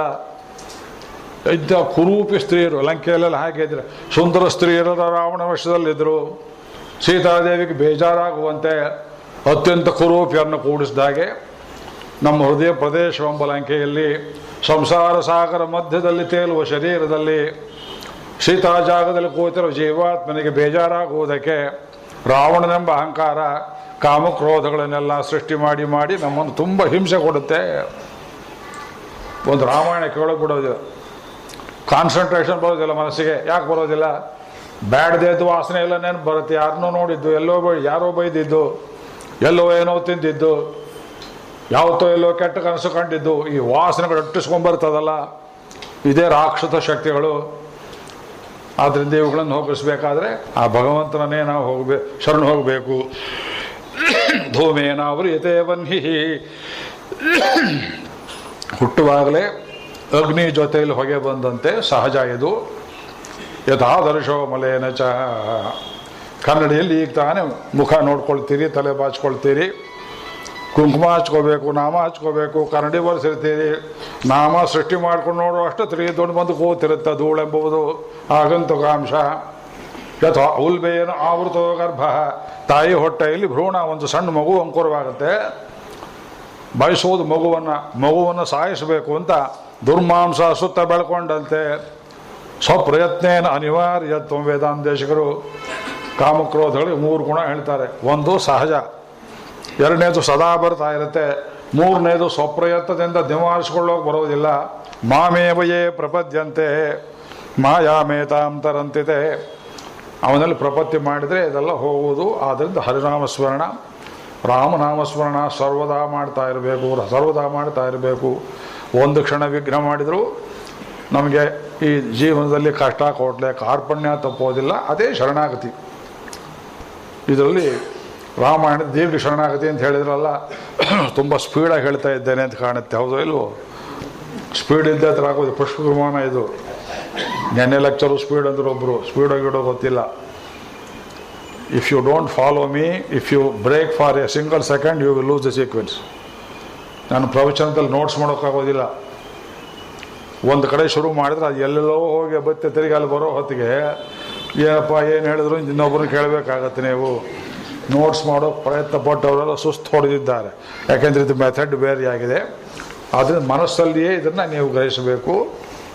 ದೀರ್ಘ ಶರಣಾಗತಿ ಅಂತ ಯಾತಕ್ಕೆ ಹೇಳಿದ್ರು ಅಂದರೆ ಪ್ರಾರಂಭದಿಂದ ಕೊನೆಯ ತನಕ ಶರಣಾಗತಿ. 22 ಪ್ರಸಂಗ ಹೇಳಿ ತೋರಿಸ್ತೇನೆ. ಪ್ರಾಯಶಃ ನೀವು ಅದನ್ನು ಶರಣಾಗತಿ ಪ್ರಸಂಗ ಅಂತ ಭಾವಿಸಿದ್ದೀರೋ ಇಲ್ವೋ, ಪ್ರತಿ ಉಪನ್ಯಾಸದಲ್ಲಿ ಏನಾದ್ರು ಹೊಸ ಅಂಶಗಳನ್ನು ಹೇಳುವುದು ಪದ್ಧತಿ. ಯಾಕೆ ತುಂಬ ಇರುತ್ತೆ. ಎಲ್ಲರೂ ಒಂದು ಕಡೆ ಹೇಳಬೇಕು. ಸಿಡಿ ಗಿಡಿ ಮಾಡಿದರೆ ಎಲ್ಲರೂ ಕೇಳ್ತಾರೆ, ಹೋದ ಸಲ ಇದ್ದಾಗಿಲ್ವಲ್ಲ ಅಂತಾರೆ, ತಿರುಗಿ ಒಂದು ಸಲ ಕೇಳ್ತಾರೆ, ಸಂತೋಷ ಪಡ್ತಾರೆ. ಆದ್ದರಿಂದ ದೇವತೆಗಳು ಪರಮಾತ್ಮನಲ್ಲಿ ಶರಣಾಗತಿ ಮಾಡಿದರು. ಬ್ರಹ್ಮನನ್ನು ಮುದ್ದಿಟ್ಟುಕೊಂಡು ಹೋಗಿ ಕ್ಷೀರಾಬ್ಧಿ ಶಾಹಿಯಲ್ಲಿ ಸ್ವಾಮಿ ರಾವಣ ಅಂತ ಒಬ್ಬ ದುಷ್ಟ ಬ್ರಹ್ಮದತ್ತ ವರದಿಂದ ಕೊಬ್ಬಿದ್ದಾನೆ. ಲೋಕದಲ್ಲಿ ಒಳ್ಳೆಯ ಕೆಲಸಗಳನ್ನು ಮಾಡಿಕೊಡಿಸೋದಿಲ್ಲ. ನಮಗೆ ಹವಿರ್ಭಾಗಗಳನ್ನು ಯಾರು ಹೋಮ ಹವನ ಮಾಡೋರು ಕೊಡಬೇಕು, ಅದನ್ನು ಪೀಡಿಸ್ತಾ ಇದ್ದಾನೆ, ಯಜ್ಞ ವಿರೋಧಿಯಾಗಿದ್ದಾನೆ, ಅವನನ್ನು ನಿವಾರಿಸಬೇಕು ಎಂಬುದಾಗಿ ಕೇಳಿಕೊಂಡರು. ಇದು ಪುರಾಣಾಂತರದಲ್ಲಿ ಮಹಾಭಾರತದ ರಾಮಾಯಣೋಪಾಖ್ಯಾನದಲ್ಲಿ, ಭಾಗವತದಲ್ಲಿ 9ನೇ ಸ್ಕಂದದಲ್ಲಿ ವಿಸ್ತಾರವಾಗಿ ಹೇಳಿದ್ದಾರೆ. ವಾಲ್ಮೀಕಿ ರಾಮಾಯಣದಲ್ಲಿ ಎಷ್ಟು ಬೇಕೋ ಅಷ್ಟೇ ಹೇಳಿದ್ದಾರೆ. ಅಯೋಧ್ಯಾಕಾಂಡದ ಆರಂಭದಲ್ಲಿ ಸಹಿದೇವೈರುದೇರ್ಣಸ್ಯ ರಾವಣಸ್ಯ ವದಾರ್ಥಿಭಿ ಅಲ್ಲಿ ಹೇಳಿದ್ದಾರೆ, ಪ್ರಾರಂಭದಲ್ಲಿ ಹೇಳಿಲ್ಲ. ಉದೀರ್ಣಸ್ಯ ಉದ್ದಂಡನಾಗಿ, ಉದ್ದಂಡ ಅಂದ್ರೇನು? ಯಾವ ದಂಡ ಸಂಹಿತೆ ನೀತಿ, ಯಾವ ಕಾನ್ಸ್ಟಿಟ್ಯೂಷನ್ ಒಳಪಡದೇ ಇರುವುದು ಉದ್ದಂಡತನ. 3 ಬಿಟ್ಟವರು ಅಂತಾರೆ ನೋಡಿ. ಯಾರನ್ನು ಕೇರ್ ಮಾಡದೇ ಇರುವಂಥ, ನಾನು ಮಾಡಿದೆ ಇಷ್ಟ, ನನ್ನ ಮನಸ್ಸಿಗೆ ಬಂದಿದ್ದೇ ಸರಿ ಅಂಥದ್ದು ದಬ್ಬಾಳಿಕೆ ಕೋರ ಇರ್ಬೋದಾಗಿದ್ದರೆ ಅವನಿಗೆ ರಾವಣ ಅಂತ ಹೆಸರು. ಅವನು ಹೇಳಿದ ಧರ್ಮಶಾಸ್ತ್ರ, ವೇದ ಓದಿದ್ದವನು ರಾವಣ. ಬ್ರಾಹ್ಮಣ, ವಿಶ್ರವಸನ ಮಗ. ಯಜುರ್ವೇದಕ್ಕೆ ವ್ಯಾಖ್ಯಾನ ಮಾಡಿದ್ದ ರಾವಣ ಭಾಷ್ಯ ಅಂತ ಒಂದು ಭಾಷ್ಯ ಇತ್ತು. ನಮ್ಮ ಪುಣ್ಯ ಸಿಕ್ಕಿಲ್ಲ ಅದು. ಸಿಕ್ಕಿದ್ರೆ ಏನಿದ್ವಾ ತತ್ವ ಮಾಡಿತಿದ್ನೋ ಗೊತ್ತಿಲ್ಲ ಅದು. ಇದಕ್ಕೆ ಪಂಚಾಶತ್ ಹನಸು ಅಂತ ಹೇಳ್ತಾರೆ ಯಜುರ್ವೇದದಲ್ಲಿ. ಅಖಂಡವಾಗಿರೋ ವೇದ ಪಾಠವನ್ನು 50 ಶಬ್ದಗಳಿಗೆ ಒಂದೊಂದು ಭಾಗ ಅಂತ ಮಾಡಿ ಹನಸು ಪಂಚಾಶತ್, ಪಂಚಾದಿ ತಮಿಳಲ್ಲಿ ಇದನ್ನು ಮಾಡಿಕೊಟ್ಟವನು ರಾವಣ ಅಂತ ಹೇಳ್ತಾರೆ. ಸಾಮವೇದ ಅವನಿಂದ ಉತ್ಪನ್ನವಾಯಿತು ಅಂತಾರೆ. ಕೈಲಾಸ ಪರ್ವತ ಎತ್ತೋದಕ್ಕೆ ಹೋಗಿ 10 ತೋಳುಗಳು ಸಿಕ್ಕಾಕೊಂಡು ಪರಮಶಿವನನ್ನು ಪ್ರಾರ್ಥನೆ ಮಾಡ್ತಾನೆ, ಅಯ್ಯೋ ನನ್ನ ಬಿಡಿಸು ಅಂತ ಹೇಳೋದಕ್ಕೆ ಅವನು ಗೋಳಾಡಿದ್ದು ಸಾಮವೇದವಾಯಿತು ಅಂತ ಹೇಳ್ತಾರೆ ಕಥೆಯಲ್ಲಿ. ಅಂಥ ರಾವಣ ಉದೀರ್ಣಸ್ಯ, ರಾವಣಸ್ಯ ಅವತಾರ ಉದೀರ್ಣನಾಗಿದ್ದ. ಧರ್ಮಶಾಸ್ತ್ರ ಗೊತ್ತಿತ್ತು, ವೇದ ಗೊತ್ತಿತ್ತು. ಎಲೆ ಸೀತೆ, ಪರಸ್ತ್ರೀ ಸಂಘ ಮಾಡುವುದು ತಪ್ಪು ಅಂತ ನೀನು ತಪ್ಪು ಕಲ್ಪನೆ ಮಾಡ್ಕೊಂಡಿದ್ದೀಯ, ಅದಲ್ಲ ಅರ್ಥ. ಪರಸ್ತ್ರೀ ಸಂಘ ಮಾಡುವುದು ಶಾಸ್ತ್ರೋಕ್ತವಾಗಿದೆ ಅಂತ ಹೇಳ್ತಾರೆ ರಾವಣ. ಸುಂದರಕಾಂಡದಲ್ಲಿದೆ ಇದು, ಅದಲ್ಲಿ ಬರುತ್ತೆ ಅದು. ನಾವು ಕೇಳಿಲ್ವಲ್ಲಪ್ಪ ಇದು. ಪರಸ್ತ್ರೀ ಸಂಘ ಮಾಡುವುದು ಶಾಸ್ತ್ರೋಕ್ತವಾಗಿದೆ. ಗಟ್ಟಿಯಾಗಿ ಹೇಳಿದ್ರೆ ಪೇಪರ್ನಲ್ಲಿ ಏನು ಗತಿ ಆಗುತ್ತೆ ನಾಳೆಯಿಂದ. ರಾವಣ ಅಪಾರ್ಥ ಮಾಡ್ತಿದ್ದಾನೆ. ವೇದದಲ್ಲಿ ಮನುಸ್ಮೃತಿಯಲ್ಲಿ ಶಾಸ್ತ್ರಕಾರರು ಏನು ಹೇಳ್ತಾರೆ, ಆರ್ಷ, ದೈವ, ಬ್ರಾಹ್ಮ, ಗಾಂಧರ್ವ, ಪೈಶಾಚ, ರಾಕ್ಷಸ ಅಂತ 6 ಕ್ರಮ ವಿವಾಹಗಳನ್ನು ಹೇಳ್ತಾರೆ. ದೈವಕ್ರಮ ಅಂತ ಒಂದು, ಗಾಂಧರ್ವ ಅನ್ನೋದು ಗಂಡು ಹೆಣ್ಣು ಪರಸ್ಪರ ಪ್ರೇಮಿಸಿ ತಂದೆ ತಾಯಿ ಅಪ್ಪಣೆ ಇರಲಿ ಇಲ್ಲದೆ ಅಲ್ಲಿ ಮದುವೆಲ್ಲ ಕೇಳಿದ್ದೀರಿ, ಇದೆಲ್ಲ ಹೇಳೋದು ಬೇಡ. ಬ್ರಾಹ್ಮ ಏನಾದ್ರು ಒಂದು ಪದಾರ್ಥ ಗಂಡಿನ ಕಡೆ ಅಂತ ತಗೊಂಡು ಹೆಣ್ಣನ್ನು ಕೊಟ್ಟು ಬಿಡುವುದು, ಇದೆಲ್ಲ ಕ್ರಮಗಳುಂಟು. ಪೈಶಾಚ ಮತ್ತು ರಾಕ್ಷಸ ಅಂತ 2. ಪೈಶಾಚ ಅಂದರೆ ಮದುವೆಗೆ ಮುಂಚೆಯೇ ಒಂದು ಹುಡುಗಿಯನ್ನೊಬ್ಬ ಬಲಾತ್ಕಾರವಾಗಿ ಕೆಡಿಸಿ ಇನ್ನೊಬ್ಬರು ಅವಳನ್ನು ಮಾಡಿಕೊಳ್ಳೋದಕ್ಕೆ ಅವಕಾಶವಿಲ್ಲದಂತೆ ಮಾಡಿ ಅವನಿಗೆ ಬಲಾತ್ಕಾರವಾಗಿ ತಂದೆ ತಾಯಿ ತಲೆ ಕಟ್ಟುವಂತೆ ಮಾಡುವ ಕ್ರಮಕ್ಕೆ ಪೈಶಾಚ ಕ್ರಮ ಅಂತ ಹೆಸರು. ರಾಕ್ಷಸ ಅಂತ ಹೇಳ್ತಾರಲ್ಲ, ಕನ್ಯೆಯನ್ನು ಅಪಹರಣ ಮಾಡಿ ಕದ್ಕೊಂಡು ಹೋಗಿ ಮದುವೆ ಮಾಡಿಕೊಳ್ಳುವುದು. ಕೃಷ್ಣ ಮಾಡಿದ್ನಲ್ಲ ರುಕ್ಮಿಣಿಗೆ, ಆದರೆ ಸಮ್ಮತಿ ಇತ್ತು ಅವರವರಲ್ಲಿ. ಅವಳಾಗ ಅರ್ಜಿ ಹಾಕಿದ್ಲು, ರಾಕ್ಷಸ ಕ್ರಮದಲ್ಲಿ ಬಂದು ನನ್ನ ಅಪಹಾರ ಮಾಡ್ಕೊಂಡು ಹೋಗಿ ಮದುವೆ ಮಾಡ್ಕೊಂತ ಅವಳಾಗಿ ಹೇಳಿದ್ದು ಕೃಷ್ಣ ಮಾಡಿದ್ನೇ ಹೊರತು ತಾನಾಗಿ ತೀಟೆಗೋಸ್ಕರ ಯಾರ ಮೇಲೆ ಬಿದ್ದದ್ದಲ್ಲ. ರಾವಣ ಮಾಡಿ ಡೆವಿಲ್ ಕೋಟಿಂಗ್ ಸ್ಕ್ರಿಪ್ಚರ್ ಅಂತ ಸೀತೆಯನ್ನು ಅವಳಿಗೆ ಇಷ್ಟವಿಲ್ಲದೆ ಬಲಾತ್ಕಾರ ಮಾಡಿ ಕದ್ಕೊಂಡು ಬಂದು ಆರ್ಷೋಯಂ ದೈವ ನಿಷ್ಯಂದ, ಇದು ಋಷಿಗಳೆಲ್ಲ ಹೇಳಿದ್ದಾರೆ, ಅದರಿಂದ ನೀನು ತಪ್ಪು ತಿಳ್ಕೊಬೇಡ. ನನ್ನ ಹಾಸಿಗೆ ಹೊತ್ತು ನಮ್ಮಪ್ಪ ಏನು ತಿಳ್ಕೊತಾನೋ ನಿನಗೆ ಲಾಚಿಕೆ ಇದ್ದರೆ ಜನಕಾಯ ಪ್ರದಾಸ್ಯಾಮಿ ಮೈಥಿಲಿ, ಜನಕನಿಗೆ ಅರ್ಧ ರಾಜ್ಯವನ್ನೇ ಕೊಡ್ತೇನೆ ಎಂಬುದಾಗಿ ದೊಡ್ಡ ಲಂಚದ ಪ್ರಕರಣವನ್ನು ರಾಮಾಯಣದಲ್ಲಿ ಹೇಳ್ತಾನೆ ರಾವಣ. ಇದು ಉದ್ದಂಡ. ಇಂಥ ರಾವಣನಂಥ ದೊರೆ ಇದ್ದಿರೋ ಒಂದು ದೇಶಕ್ಕೆ ಯಾವ ಲೋಕಪಾಲ, ಜನಲೋಕಪಾಲ ಅಲ್ಲ, ಯಾವ ಸುಡುಗಾಡು ಲೋಕಪಾಲ ಮಾಡಿದ್ರು ದಾರಿ ಅವನೇ ಲೋಕಪಾಲ. ಅಷ್ಟದಿಕ್ಪಾಲಕರನ್ನೆಲ್ಲ ಸೆರೆಯಲ್ಲಿಟ್ಟವನು. ಇವತ್ತು ಅನೇಕರು ರಾವಣನಂತೆ ನಡೀತಾ ಇರೋದು ನೀವು ನೋಡ್ತಾ ಇದ್ದೀರಿ. ಹೆಸರಿಗಿದೆ, ಕಾನ್ಸ್ಟಿಟ್ಯೂಷನ್ ಇದೆ, ಕ್ರಿಮಿನಲ್ ಪ್ರೊಸೀಜರ್ ಕ್ರೌಡು, ಸಿವಿಲ್ ಯಾರು ಕೇಳಿ ಮಾಡ್ತಾರೆ ಇದೆ, ಅದರ ತಲೆ ಮೇಲೆ ಕುಣಿದ ಎಲ್ಲ ರಾವಣರು. ಅದಕ್ಕಾಗಿ ದೇವತೆಗಳು ಪ್ರಾರ್ಥನೆ ಮಾಡಿದ್ರು, ಇದಲ್ಲ ನೀವು ಮಾಡಿದ ದಾರಿಯಲ್ಲಿ ದೇವರು ಜಗತ್ತಿಲ್ಲ, ದಾರಿಯನ್ನು ಸರಿ ಮಾಡು ಅಂತ ಕೇಳಲಾಗಿ ಭಗವಂತ ಹೇಳಿದ, ನಾ ಬರ್ತೇನೆ ಹೋಗಿ ಅಂತ ಅಷ್ಟೇ ಹೇಳಿಬಿಟ್ಟ. ಯಾವಾಗ ಬರ್ತೀನಿ ಎಲ್ಲಿ ಬರ್ತೀನಿ ಅಂತ ಹೇಳಿಲ್ಲ. ಅದು ಮೊದಲು ಅಡ್ವಾನ್ಸ್ ಹೇಳೋದಿಲ್ಲ ಯಾವತ್ತು ಭಗವಂತ. ಈ ಕಡೆ ದಶರಥ ಮಹಾರಾಜನಿಗೆ ಅನೇಕ ವರ್ಷವಾಯಿತು, 60,000 ವರ್ಷ ಅಂತಾರೆ. 1,000 ವರ್ಷ ಅಂದರೆ 1 ಅಂತ ಇಟ್ಕೊಳ್ಳಿ, ಅಂತ ಲೆಕ್ಕ ತಪ್ಪಿಲ್ಲ. ಇದು ಭೀಮಸೇನನ ಕೋಷ್ಟಕ ಮಹಾಭಾರತದಲ್ಲಿ 1000 = 1 ಅಂತ. ಅಂಥ ವಯಸ್ಸಾದ ದಶರಥನಿಗೆ ಮಕ್ಕಳಾಗಿರಲಿಲ್ಲ. ನಾಗ ಪ್ರತಿಷ್ಠೆ ಮಾಡಿದ. ಎಲ್ಲ ಕಡೆ ಹೋದಾಗ ಧನುಷ್ಕೋಟಿ ಅಂತ ಕೇಳಿದ್ದೀರೋ ಇಲ್ವೋ? ಹೋಗಿದ್ದೀರಾ ಧನುಷ್ಕೋಟಿ? ಅಲ್ಲಿ ದಶರಥ ಪ್ರತಿಷ್ಠೆ ಮಾಡಿದ ನಾಗವನ್ನು ನೋಡಿದ್ದೀರಾ? ಈ ಬಿಲ್ಡಿಂಗ್ ಅಷ್ಟು ಎತ್ತರದಾಗ ದಶರಥ ಪ್ರತಿಷ್ಠೆ ಮಾಡಿದ ನಾಗ ಇದೆ ಅಲ್ಲಿ. ಆ ಸಹಿತ ಹಿಮಾಚಲ ಸುತ್ತಾಡಿ ಹರಕೆ ಹೊತ್ತು ಏನೇನು ಮಾಡಿದರೂ ಮಕ್ಕಳಾಗಲಿಲ್ಲ, ಭಗವತ್ ಸಂಕಲ್ಪ ಇರಲಿಲ್ಲ. ಅವನು ತನ್ನ ಕುಲಪುರೋಹಿತರಾದ ವಸಿಷ್ಠರನ್ನು ಕೇಳಿ ಒಂದು ಅಶ್ವಮೇಧ ಯಾಗ ಮಾಡಬೇಕು ಅಂತ ಅಪೇಕ್ಷೆ ಆಗುತ್ತೆ. ಇದು ಪಾಪ ಪ್ರಾಯಶ್ಚಿತ್ತ ಯಾಗಗಳಲ್ಲಿ ದೇವತಾ ಪ್ರೀಣನ ಅಂತ ಒಂದು, ಪಾಪ ಪ್ರಾಯಶ್ಚಿತ್ತ ಅಂತ ಒಂದು. ಸದ್ಬುದ್ಧಿಯಪ್ಪ, ಇದು ಯಾಗ ಮಾಡೋದು ಒಳ್ಳೆಯದು, ಮಾಡು ಅಂತಂದರು. ಸುಮಂತ್ರ ಬಂದು ರಹಸ್ಯದಲ್ಲಿ ಹೇಳಿದ ದಶರಥನಿಗೆ, ಮಹಾರಾಜರೇ, ಸನತ್ ಕುಮಾರರ ಸಭೆಯಲ್ಲಿ ಒಬ್ರೊಬ್ಬರು ಮಾತಾಯಿತು. ಯಾರೋ ಪ್ರಶ್ನೆ ಕೇಳಿದರು, ಯಾರೋ ಉತ್ತರ ಕೇಳಿದರು. ಇಷ್ಟು ಒಳ್ಳೆಯವನು ಪಾಪ ದಶರಥ. ದೇವತೆಗಳಿಗೆ ಸಹಾಯ ಮಾಡಿ ಯುದ್ಧದಲ್ಲಿ, ದೇವಾಸುರ ಯುದ್ಧದಲ್ಲಿ ಅಸುರರನ್ನು ಸೋಲಿಸಿದವನು, ಶಂಬರಾಸುರನನ್ನು ಸೋಲಿಸಿದವನು, ಇಕ್ಷ್ವಾಕು ವಂಶದಲ್ಲಿ ಯಾಯಜೂಕ ಅನೇಕ ಯಾಗಗಳನ್ನು ಮಾಡಿದವನು, ಧರ್ಮಾತ್ಮನಾದವನು, ಅವನಿಗೊಂದು ಮಗುವಾಗಿಲ್ಲ, ರಾಜ್ಯಕ್ಕೆ ವಂಶೋತ್ಕರನಾದವನು ಅಂತ ಏನು ಮಾಡೋದು ಅಂತ ಯಾರೋ ಪ್ರಶ್ನೆ ಕೇಳಿದ್ದಕ್ಕೆ ಸನತ್ ಕುಮಾರ್ ಹೇಳಿದಂತೆ ಬೊಮ್ಮಾನ ಸುಪುತ್ರರು, ಇಲ್ಲ 4 ಪುತ್ರರು ಆಗ್ತಾರೆ ಅವನಿಗೆ, ಅವನೊಂದು ಅಶ್ವಮೇಧವನ್ನು ಮಾಡಬೇಕು ಅಂತ. ಅದನ್ನು ಬಂದು ದಶರಥನ ಕಿವಿಯಲ್ಲಿ ಈ ಸುಮಂತನೆಂಬ ಮಂತ್ರಿ ಊದಿದ. ಅದು ಹೇಳಿದ್ರಿಂದ ವಸಿಷ್ಠರ ಹತ್ರ ಹೋಗಿ ಯಾಗ ಮಾಡಬೇಕು ಅಂತ ಹೇಳಿದಾಗ, ಸರಯುವಾಶ್ಚೋತ್ತರೇ ತೀರೇ ಯಜ್ಞಭೂಮಿರ್ವಿಧೀಯತಾಂ. ಸರಯೂ ನದಿ ಅಂತ ಕೇಳಿದ್ದೀರ? ಸರಯೂ, ಸರ ಶಬ್ದ, ಅದು ಮಾನಸ ಸರೋವರದಿಂದ ಹರಿದು ಬರುವ ನದಿ. ಹಿಮೋತ್ ಪರ್ವತನ ಕೊರೆದುಕೊಂಡು ಅಡಿಯಲ್ಲಿ ಬರ್ತದೆ, ಶಬ್ದ ಕೇಳಿಸ್ತದೆ. ಒಂದು ರಾತ್ರಿ ಅಯೋಧ್ಯೆಯಲ್ಲಿ ಮಲಗಿದ್ರೆ ಏನೋ ಶಬ್ದ ಕೇಳಿಸ್ತದೆ, ಅದು ಅಯೋಧ್ಯೆಯಲ್ಲಿ ಸರಯೂ ನದಿಯ ಶಬ್ದ. ಅದು ಜಾಣದಿ 3 ಕಡೆ ಸುತ್ತಕೊಂಡು ಬರುತ್ತೆ. ಏವ ನಾಂಪೂರ ಅಯೋಧ್ಯ, ವೇದದಲ್ಲಿ ಅಯೋಧ್ಯ ಸೂಕ್ತ ಅಂತ ಒಂದು ಬರ್ತದೆ. ಅಷ್ಟಾಚಕ್ರಾನವದ್ವಾರ ದೇವ ನಾಂಪೂರ ಅಯೋಧ್ಯ ಯಸ್ಯಾಗಂ ಹಿರಣ್ಮಯ ಕೋಶ ಸ್ವರ್ಗೋ ಲೋಕೋ ಜ್ಯೋತಿಷಾವೃತ ಯೋ ವೈತಾಂ ಬ್ರಹ್ಮಣೋ ವೇದ ಅಮೃತೇನಾವೃತಾಂ ಪುರೀಂ ತಸ್ಮೈ ಬ್ರಹ್ಮ ಚ ಬ್ರಹ್ಮ ಚ ಆಯುಕೀರ್ತಿಂ ಪ್ರಜಾಂ ದಧು ವಿಭ್ರಾಜಮಾಣಾಗಂ ಹರಿಣೀಂ ಯಶಸಾ ಸಂಪರಿವೃತಾಂ ಪುರಗಂ ಹಿರಣ್ಮಯೀಂ ಬ್ರಹ್ಮ ವಿವೇಶ ಅಪರಾಜಿತ. ಇದನ್ನು ತಿಳ್ಕೊಂಡು ವಿದ್ವಾಂತೆ ಮಾ ಸುರಾನುಭಯಾನ್. ಅಯೋಧ್ಯ ಮರ್ಮ ತಿಳ್ಕೊಂಡವರಿಗೆ ದೇವರ ಮರ್ಮವೂ ಗೊತ್ತು, ಅಸುರರ ಮರ್ಮವೂ ಗೊತ್ತು ಅಂತ ಜಡ್ಜ್ ಇಟ್ಬಿಟ್ರು. ಅಯೋಧ್ಯ ಸೂಕ್ತ ಇದು ಯಜುರ್ವೇದದಲ್ಲಿ ಬರುತ್ತೆ, ತೈತ್ರಿ ಆರಣ್ಯಕದಲ್ಲಿ. ವಿರಜಾ ನದಿ ಇದ್ದಂತೆ 3 ಕಡೆ ಬಳಸ್ಕೊಳ್ತದೆ, ಬಹಳ ಜಾಣ ನದಿ. ಮರಳನ್ನು ತಗೊಂಡು ಬರ್ತದೆ. ಅಯೋಧ್ಯೆಯ ಆಚೆಗೆ ಅಂತ ಸರಿಯೋ ನದಿ ಎಡಗಡೆಗೆ ಬರೀ ಬಿಳಿ ಮರಳು ತಂದು ಹಾಕುತ್ತೆ, ರಂಗೋಲಿ ಪುಡಿ ಇದ್ದಾಗೆ. ಬಲಗಡೆಗೆ ಒಂದು ಚೂರು ರಂಗೋಲಿ ಪುಡಿ ಅಂತ ಮರಳು ಬರೋದಿಲ್ಲ, ಮೆಕ್ಕಲು ಮಣ್ಣು ಬರ್ತದೆ. ಇಂಥದ್ದೊಂದು ನದಿ ಜಗತ್ತಲ್ಲೇ ಇಲ್ಲ. ನಾನು 2 ಸಲ ಹೋಗಿದ್ದೇನೆ, 3ನೇ ಸಲ ಹೋಗ್ತಾ ಇದ್ದೆ. ಅಕ್ಟೋಬರ್ 20ರಿಂದ ಒಂದು 15 ದಿವಸ ಚಿತ್ರಕೂಟ ಅಯೋಧ್ಯ ಯಾತ್ರೆ, 125 ಜನ ಜೊತೆಯಲ್ಲಿ ಬರ್ತಾರೆ. ಅಲ್ಲಿ ಬೆಟ್ಟದ ಪ್ರದಕ್ಷಿಣೆ, ಅಲ್ಲಿ ಎಲ್ಲಿ ಹೋದ ಕಡೆ ಎಲ್ಲ ಸತ್ಸಂಗ. ಇದು ಸೈಟ್ ಸೀಯಿಂಗ್ ಅಂತಲ್ಲ, ಅಲ್ಲಿ ಹೋಮ ಮಾಡಬೇಕು, ರಾಮತಾರಕ ಹೋಮ, ಪಾದಕಾಶಾಸ್ತ್ರ ಹೋಮ, ಭಗವಂತ ಏನು ನಡೆಸ್ತಾನೋ ನೋಡೋಣ.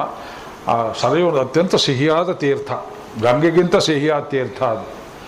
ಸರಯುವಾಶ್ಚ ಉತ್ತರೇ ತೀರೆ ಯಜ್ಞಭೂಮಿರ್ ವಿಧೀಯತಾಂ. ಉತ್ತರ ತೀರದಲ್ಲಿ ದೊಡ್ಡ ಯಜ್ಞಮಾಟಿಕೆ ಮಾಡುವಂತ ಅಪ್ಪಣೆ ಮಾಡಿಬಿಟ್ಟ. ಹತ್ರ ಕರೆದು ಹೇಳ್ದ, ಏ ಸುಮಂತ್ರ, ವಿದ್ವಾಂಸೋ ಬ್ರಹ್ಮರಾಕ್ಷಸಾಹ. ರಾವಣನ ಕಡೆಯವರು ಜಾತಿಯಲ್ಲಿ ಬ್ರಾಹ್ಮಣರು, ವೃತ್ತಿಯಲ್ಲಿ ರಾಕ್ಷಸರು. ಜನವಾರ ಹಾಕಿದ್ದಾರೆ, ಆಚಾರ ನಿಷ್ಠರಲ್ಲ. ವೈದಿಕರಂತ ಹೇಳ್ತಾರೆ, ವೈದಿಕ ದ್ವೇಷ ಮಾಡ್ತಾರೆ. ಛಿದ್ರಂ ಹಿಮೃಗಯಂತೆ ಹೆತ್ರ. ಇಲ್ಲಿ ಬರೀ ತಪ್ಪೇ ಹುಡುಕುವುದವ್ರ ಸ್ವಭಾವ, ಬರೀ ನೆಗೆಟಿವ್ ಥಾಟ್ಸ್. ಒಂದು ಒಳ್ಳೆ ಮಾತಾಡೋದಿಲ್ಲ. ಚೆನ್ನಾಗಿ ನಡೀತೆ ಪ್ರವಚನ, ಎಲ್ಲ ಸರಿಯಾಗಿ ಆಯ್ತು, ಕುರ್ಚಿ ಮಾತ್ರ ಸರಿಯಾಗಿ ಹಾಕಿರಲಿಲ್ಲ ಅನ್ನೋದು. ಲೆಕ್ಚರೆಲ್ಲ ಚೆನ್ನಾಗಿತ್ತು, ಕಾಲರ್ ಮೈಕ್ ಸರಿಯಾಗಿ ಕೂತಿರಲಿಲ್ಲ, ಏನೋ ಒಂದು ಅನ್ನುವುದು, ಲೊಡ್ಡೆ ಲೊಸಕ ಹೇಳುವುದು. ಅವರು ರಾಕ್ಷಸರು, ಬ್ರಹ್ಮ ರಾಕ್ಷಸರು ಅಂಥವ್ರು ಒಬ್ಬರು ಬರಬಾರದಲ್ಲಿ, ಎಚ್ಚರಿಕೆ ಇರಲಿ ಅಂತ ದಶರಥನೇ ಅಪ್ಪಣೆ ಮಾಡಿದ್ದಾನೆ. ರಾವಣನ ಭಯ ಅವನಿಗೆ. ಅಯೋಧ್ಯೆ ಆಚೆಗೆ ಚೆಕ್ ಪೋಸ್ಟು, ಅಲ್ಲೇ ತಾಟಕೆ ಮಾರೀಚ ಇದ್ದ ಜಾಗ. ದಕ್ಷಿಣ ಭಾರತದ ಕಡೆಗೆ ಅವನು ಲಕ್ಷ್ಯವನ್ನೇ ಕೊಟ್ಟಿದ್ದಿಲ್ಲ. ಅವನ ಆಯುಷ್ಯವೆಲ್ಲ ಉತ್ತರ ಕಡೆ ಮುಗಿದೋಯ್ತು. ಅಲ್ಲಿ ಹೋಮ ಚೆನ್ನಾಗಾಯಿತು, ಯಜ್ಞ ಕುದುರೆ ಎಲ್ಲ ಸುತ್ತಾಡ್ಕೊಂಡ್ಬಂತು.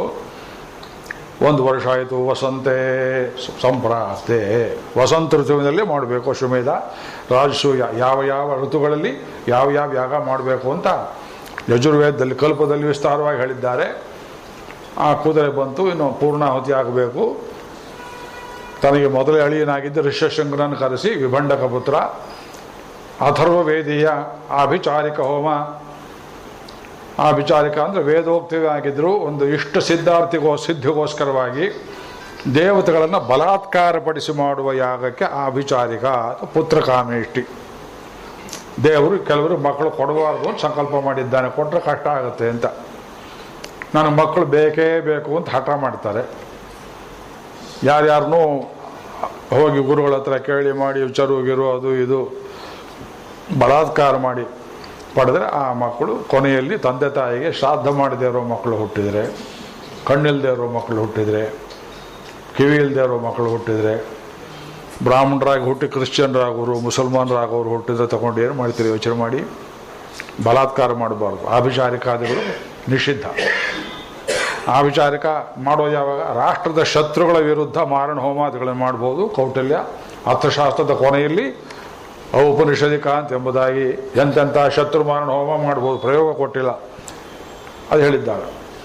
ಇಲ್ಲಿ ಮಾಡಿದ್ರಲ್ಲ ಅಂದರೆ ಇದು ಇಕ್ಷ್ವಾಕು ರಾಜ್ಯಕ್ಕೆ ಸಂತಾನವೇ ಇಲ್ಲದೆ ಹೋದರೆ ಅರಾಜಕತೆ ಬರುತ್ತೆ. ಆದ್ದರಿಂದ ವಸಿಷ್ಠರು ಪರ್ಮಿಷನ್ ಕೊಟ್ಟರು ಮಾಡ್ಬೋದು ಅಂತ ಹೇಳಿ ದಶರಥನ ರಕ್ತ ಸಂಬಂಧವಿಲ್ಲದಂಥ ಮಕ್ಕಳು ಬರಬೇಕು ರಾಜ್ಯಕ್ಕೆ ಅನ್ನೋಕ್ಕೋಸ್ಕರವಾಗಿ ಮೇಧಾವೀತು ಸಂಚಿತ್ಯ ಯೋಚನೆ ಮಾಡಿದರು. ಚರು ವಿಶ್ರಮನ್ನು ಮಾಡಿದರು. ಆ ಪುತ್ರಕಾಮೇಷ್ಟಿ ಯಾಗ ನಡೀತಾ ಇದೆ. ಆ ಯಾಗದಲ್ಲಿ ದೇವತೆಗಳೆಲ್ಲ ಬಂದು ಉತ್ತರ ವೇದಿಕೆಯಲ್ಲಿ ಕೂತರು. ದೇವತೆಗಳು ಯಾವಾಗಲೂ ಉತ್ತರದಲ್ಲಿ ಕೂಡ್ತಾರೆ, ದಕ್ಷಿಣದಲ್ಲಿ ಬರೀ ಬ್ರಹ್ಮ. ಹೋಮ ಸರಿಯಾಗಿ ನಡೀತಾ ಇದೆ ನೋಡುವವನು 4ನೇ ವೇದವನು ಒಬ್ಬನೇ ಕೂತ್ಕೋಬೇಕು. ಅವನ ಕಡೆ ಆಚೆಗೆ ಋತ್ವಿಜರು ಇರಬಾರ್ದು, ಪುರೋಹಿತರ ಎಡಗಡೆ ಇರಬೇಕು.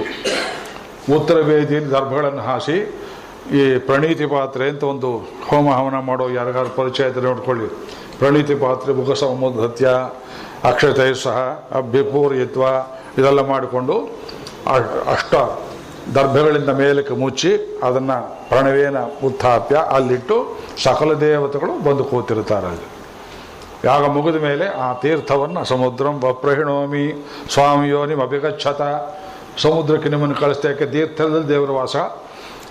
ಹೋಗಿ ಅಚ್ಛಿದ್ರ ಪ್ರಜಯ ಭೂಯ ಸಮ್ಮಾಪರಾಸೇಚ ಮತ್ಪಯ, ನನ್ನ ಸಂತಾತಿ ವಿದ್ಯಾ ವಿಚ್ಛೇದವಾಗಿದೆ ಅಲ್ಲಿ, ದಯವಿಟ್ಟು ಹೋಗಿ ಬಂದು ಸ್ವಲ್ಪ ತೀರ್ಥ ಚೆಲ್ಲಿ ಯಜಮಾನ ಪತ್ನಿ ಮಕ್ಕಳಿಗೆಲ್ಲ ಪ್ರೋಕ್ಷಿಸುವುದು ವಾಡಿಕೆ. ಶ್ರಾದ್ದ ಮಾಡಿದ್ರು ಮಾಡ್ತೇವೆ, ಮದುವೆ ಮುಂಜುಗಳಲ್ಲಿ ಕೂಡ ಮಾಡ್ತೇವೆ. ಅನೇಕರಿಗೆ ಈ ಪ್ರಯೋಗದ ಅರ್ಥಗಳು ಗೊತ್ತಿಲ್ಲ. ದೇವತೆಗಳೆಲ್ಲ ಬರಬೇಕು, ಅವರೆಲ್ಲ ಬಂದು ಕೂತಿದ್ದಾರೆ. ಇಂದ್ರ ವರುಣ ಮೊದಲ ಅಗ್ನಿ ಅಂತೂ ಸರಿಯೇ 33 ಕೋಟಿ ದೇವತೆಗಳು ಬಂದಿದ್ದಾರೆ. ಯೋಚನೆ ಮಾಡಿದರು, ನಾವೇನೋ ಬಂದುಬಿಟ್ಟು ಸದ್ಯ ರಾವಣನ ಕಾಟ ಇಲ್ಲ, ಒಬ್ರೊಬ್ರು ಗುಜುಗುಜು ಅಂತ ಇದ್ದಾರೆ, ದಶರಥನಿಗೂ ಮಕ್ಕಳಿಲ್ಲ, ನಮಗೂ ರಾವಣನ ಕಾಟ. ಒಂದು ವೇಳೆ ಭಗವಂತನೇ ಶ್ರೀಮನ್ನಾರಾಯಣ ಮಹಾವಿಷ್ಣು ಬಂದು ದಶರಥನಿಗೆ ಪುತ್ರತ್ವೇನ ಆವಿರ್ಭಾವವಾದರೆ ಅವನ ಕೆಲಸವಾಯಿತು, ನಮ್ಮ ಕೆಲಸವಾಯಿತು, ಯಾತಕ್ಕಾಗಬಾರದು ಅಂತ ಯೋಚನೆ ಮಾಡಿದರು. ಅದೇ ಶರಣಾಗತಿ. ಸಮುದ್ರ ತೀರದಲ್ಲಿ ಮಾಡಿದ್ರಲ್ಲ ಅದು ಬೇರೆ. ಇಲ್ಲಿ ಮನಸ್ಸಲ್ಲಿ ಬಂತು ಅವರಿಗೆ. ದಶರಥನಿಗೆ ಭಗವಂತ ಪುತ್ರನಾಗಿ ಅವತರಿಸಿದರೆ ನಮ್ಮ ಕೆಲಸವಾಯಿತು, ದಶರಥನಿಗೂ ಅನುಕೂಲವಾಯಿತು. ಯಾತಕ್ಕಾಗಬಾರದು ಅಂದರೆ ಏತಸ್ಮಿನ್ನಂತರೇ ವಿಷ್ಣು ಉಪಯಾತೋ ಮಹಾದ್ಯುತಿ ಶಂಖಚಕ್ರಗದಾಪಾಣಿ ಪೀತವಾಸ ಜಗತ್ಪತಿ. ಅವರು ಹೇಳ್ತಾ ಇರು ಏತಸ್ಮಿನ್ನಂತರೆ, ಇಲ್ಲಿ ಪೆರಿಯವಾಚಾರ್ಯ ಬೀಳ್ಯ ತನಿಶ್ಲೋಕ ವ್ಯಾಖ್ಯಾನ ನೋಡಬೇಕು. ಏತಸ್ಮಿನ್ ಅಂತಾರೆ, ಅವರು ಧ್ಯಾನ ಮಾಡಿ ಮುಗಿಸುವಷ್ಟರಲ್ಲೇ ಓಡಿ ಬಂದ ಗಡಿಬಿಡಿಯಿಂದ. ಹಾಗೆ ಬಂದ ಅವನು. ಏತಸ್ಮಿನ್ ಅಂತಾರೆ ವಿಷ್ಣು ವ್ಯಾಪಕನಾದವನು. ಇವರಲ್ಲಿ ಧ್ಯಾನ ಮಾಡಿದ್ದವನಿಗೆ ಯಾಕೆ ಗೊತ್ತಾಯಿತು ಅಂದರೆ ವ್ಯಾಪಕನಾದವನು, ಎಲ್ಲ ಕಡೆ ಇದ್ದವನು, ಅಂತರ್ಯಾಮಿಯಾಗಿದ್ದವನು. ಉಪಯಾತಃ ಅತಿಥಿಯಾಗಿ ಬಂದ, ಅಭ್ಯಾಗತನಾಗಿ ಬಂದ, ಕರೆದ ಮೇಲೆ ಬರಲಿಲ್ಲ. ಏತಸ್ಮಿನ್ ಅಂತರೇ ಉಪಯಾತಃ ಮಹಾದ್ಯುತಿ. ಕರೆಯದೇ ಬಂದದ್ರಿಂದ ಅವನ ಕೀರ್ತಿ ಹೆಚ್ಚಾಯಿತು. ಇಲ್ವೇ?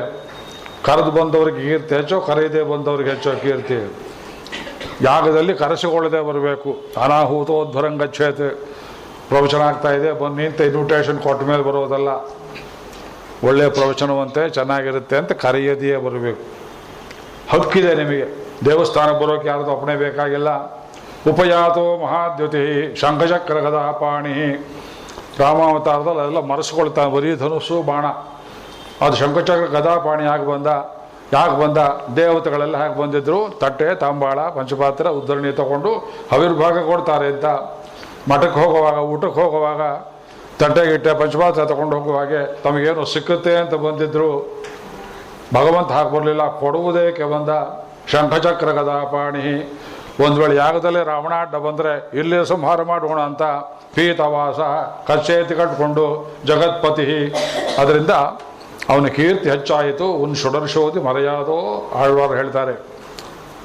ಗಜೇಂದ್ರ ಆಳ್ವಾರರು, ಗಜೇಂದ್ರ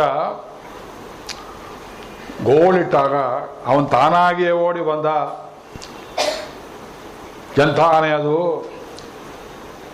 ಆದರೆ ತಮಿಳಲ್ಲಿ ಹೇಳ್ತಾರೆ ಕಾದಲ್ ಅಂತ. ಸಾಮಾನ್ಯ ಪ್ರೀತಿ ಎಂದ್ಬಿಡ್ತೇವೆ. ಆ ಆನೆಯ ಪ್ರೀತಿ ಹೇಗಿದ್ರು, ಹೇ ಆದಿಮೂಲವೇ ನಿನ್ನನ್ನು ಕರೀತಾ ಇದ್ದೇನೆ, ಈ ಶರೀರ ರಕ್ಷಣೆ ಮಾಡು ಅಂತ ಕೇಳಲಿಲ್ಲ. ಕರಸ್ಥ ಕಮಲಾನ್ಯೇವ ಪಾದಯೋರರ್ಪಿತಂತವ.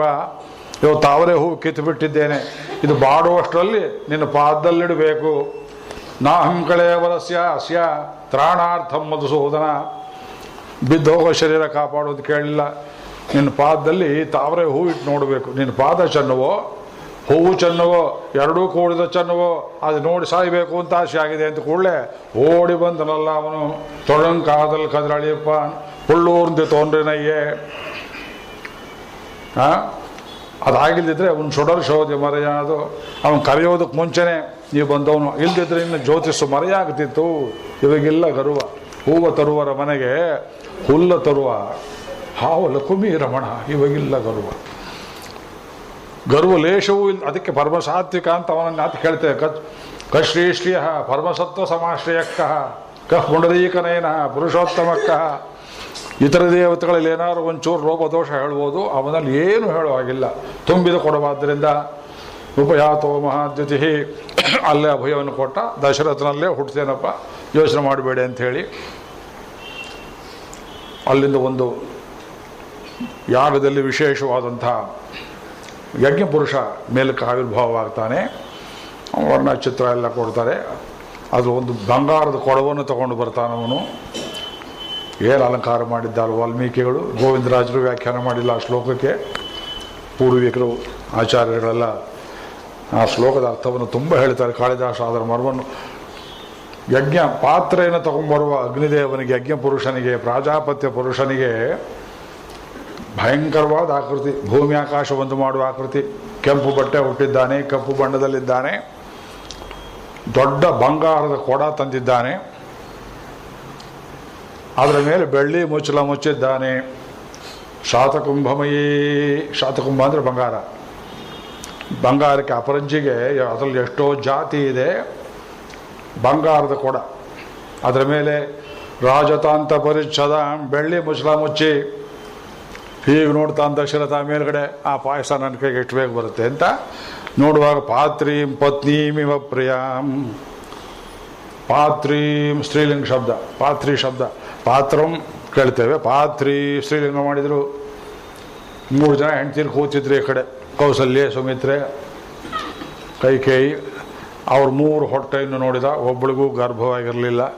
ನಿಮ್ಮ ಹೊಟ್ಟೆಯೂ ಇದೆ ನೋಡಿ, ಆ ಪಾತ್ರೆ ಹೊಟ್ಟೆನೂ ಇದೆ ನೋಡಿ ಅಂತ ಕಾಂಟ್ರಾಸ್ಟ್ ತೋರಿಸುವಂತೆ. ಪಾತ್ರೀಂ ಪತ್ನೀಮಿವ ಪ್ರಿಯಾಂ. ಅದು ಗರ್ಭ ಧರಿಸಿತ್ತು ರಾಮನನ್ನ. ಈ ಪತ್ನಿಯರಲ್ಲಿ ಗರ್ಭಧಾರಣೆ ಇರಲಿಲ್ಲ. ಇದು ಎಂಟಿ ಗರ್ಭ, ಅದು ಫುಲ್ ಗರ್ಭವಾಗಿದೆ ಅಂತ ಆಸೆಯಿಂದ ನೋಡಿದಂತೆ. ಈ 3ರಲ್ಲಿ ಮಕ್ಕಳಾಗಲಿಲ್ಲ, ಅದರಲ್ಲಾರು ಮಕ್ಕಳಾಗುತ್ತೀವೋ ಅನ್ನೋ ಹಾಗೆ ಪಾತ್ರೀಂ ಪತ್ನೀಮಿವ ಪ್ರಿಯಾಂ. ಪುಂಸ ಭಗವಂತನ ಆವಿರ್ಭಾವ ಆವೇಶ ಇದ್ದದ್ರಿಂದ ತೇನಾಪಿ ದುರ್ವಹ. ಅಗ್ನಿಪುರುಷನು ಪಾತ್ರೆ ಎತ್ಕೊಳ್ಳೋಕ್ಕಾಗಲಿಲ್ಲ, ಒದ್ದಾಡಿದ ಅಂತ ಬರೆದಿದ್ದಾರೆ ವಂಶದಲ್ಲಿ. ದಶರಥನ ಕೊಟ್ಟ ಯಜ್ಞಪುರುಷ, ನಿನ್ನ ಪತ್ನಿಯರಿಗೆ ಇದನ್ನು ಹಂಚು, ಮಕ್ಕಳು ಹುಡ್ತಾರೆ ಅಂತ ಹೇಳಿ ಹೋಗಿಬಿಟ್ಟ. ಪಾತ್ರ ತಗೊಂಡ. ದಶರಥ ಪಾಯಸ ಭಾಗ ಮಾಡಿದ. ಆ ಕಥೆ ಎಲ್ಲ ಮುಂದೆ ಹೇಳಿದ್ರೆ ನಿಮಗೆ ಹೇಳ್ತೀವಿ, ಸಂತೋಷ ಪಡ್ತೀವಿ, ಹೇಳೋದಕ್ಕೆ ವೇಳೆ ಇಲ್ಲ. ಅರ್ಧಂ ಯಾರ್ಯಾರು ಹ್ಯಾಕೆ ಕೊಟ್ಟ ಏನೋ ಎಲ್ಲ ಚೌಕಾಶಿ ಮಾಡಿ, ಬಹಳ ಚೌಕಾಶಿ ಸ್ವಭಾವ ದಶರಥ. ದುಡುಕು. ಆ ದುಡುಕಿನಿಂದಲೇ ಮೊದಲಿಂದ ಕೊನೆ ತನಕ ಅವನು ಕಷ್ಟವನ್ನು ಪಡ್ತಾನೆ. ನಿಮ್ಮಲ್ಲಿ ಯಾರ್ಯಾರು ತರಂಗ ಪತ್ರಿಕೆ ತರಿಸ್ತಾ ಇದ್ದೀರಾ? ವಾರಪತ್ರಿಕೆ ತರಿಸೋರಿಲ್ವಾ? ಈ ವಾರದ ಪತ್ರಿಕೆಯಲ್ಲಿ ಅಡ್ವರ್ಟೈಸ್ಮೆಂಟ್ ಹಾಕಿದ್ದಾರೆ. ಮುಂದಿನ ವಾರದಿಂದ ನಾನು ಬರೆದ ರಾಮಾವತಾರದ ಕಥೆ 1 ವರ್ಷ ಕಾಲ ಪ್ರತಿ ವಾರ ಬರ್ತದೆ. ಬರೀ ಬಾಲಕಾಂಡದ ಕಥೆ 56 ಇನ್ಸ್ಟಾಲ್ಮೆಂಟ್ ಬರುತ್ತೆ ನೋಡಿ. ಅದು ಒಳ್ಳೆ ಚಿತ್ರಗಳ ಸಮೇತ. ಅದರಲ್ಲಿ ದಶರಥನ ಶಾಪ, ದಶರಥನ ದುರ್ವಿಧಿಯಿಂದ ಆರಂಭ ಮಾಡಿ ಕೈಕೇಯಿ ವಿವಾಹವಾದ ಕಥೆ, ಅಪೂರ್ವವಾದ ವಿಷಯಗಳಿಂದೆಲ್ಲ ನಿವೇದನೆ ಮಾಡಿ ಬರೆದಿದ್ದೇನೆ.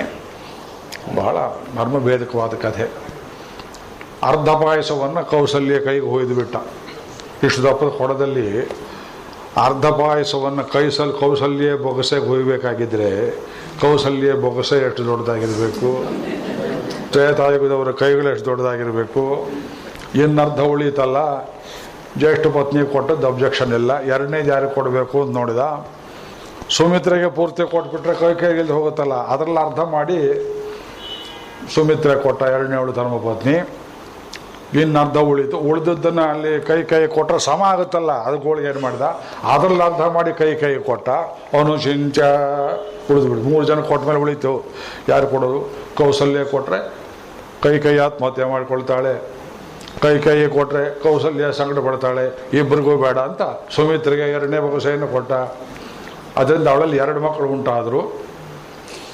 ಕೌಸಲ್ಯ ಕೈಗೆ ಹೋಯ್ದು ಮಿಕ್ಕದ್ರಲ್ಲಿ ಒಂದು ಕೊಟ್ಟದ್ರಿಂದ ಸುಮಿತ್ರೆಗೆ ರಾಮಾಂಶ ಸಂಭೂತನಾಗಿ ರಾಮಶೇಷನಾಗಿ ಲಕ್ಷ್ಮಣನು, ಕೈ ಕೊಟ್ಟ ಮಿಕ್ಕದ್ರಲ್ಲಿ ಕೊಟ್ಟದ್ರಿಂದ ಭರತನನ್ನು ಪರದೈವ ಅಂತ ತಿಳ್ಕೊಂಡ ಶತ್ರುಘ್ನನು ಭಾಗವತ ಶೇಷಕ್ಕೋಸ್ಕರವಾಗಿ ಹುಟ್ಟಿದ್ರು ಅಂತ ಒಂದು ಕ್ರಮ ಇದು.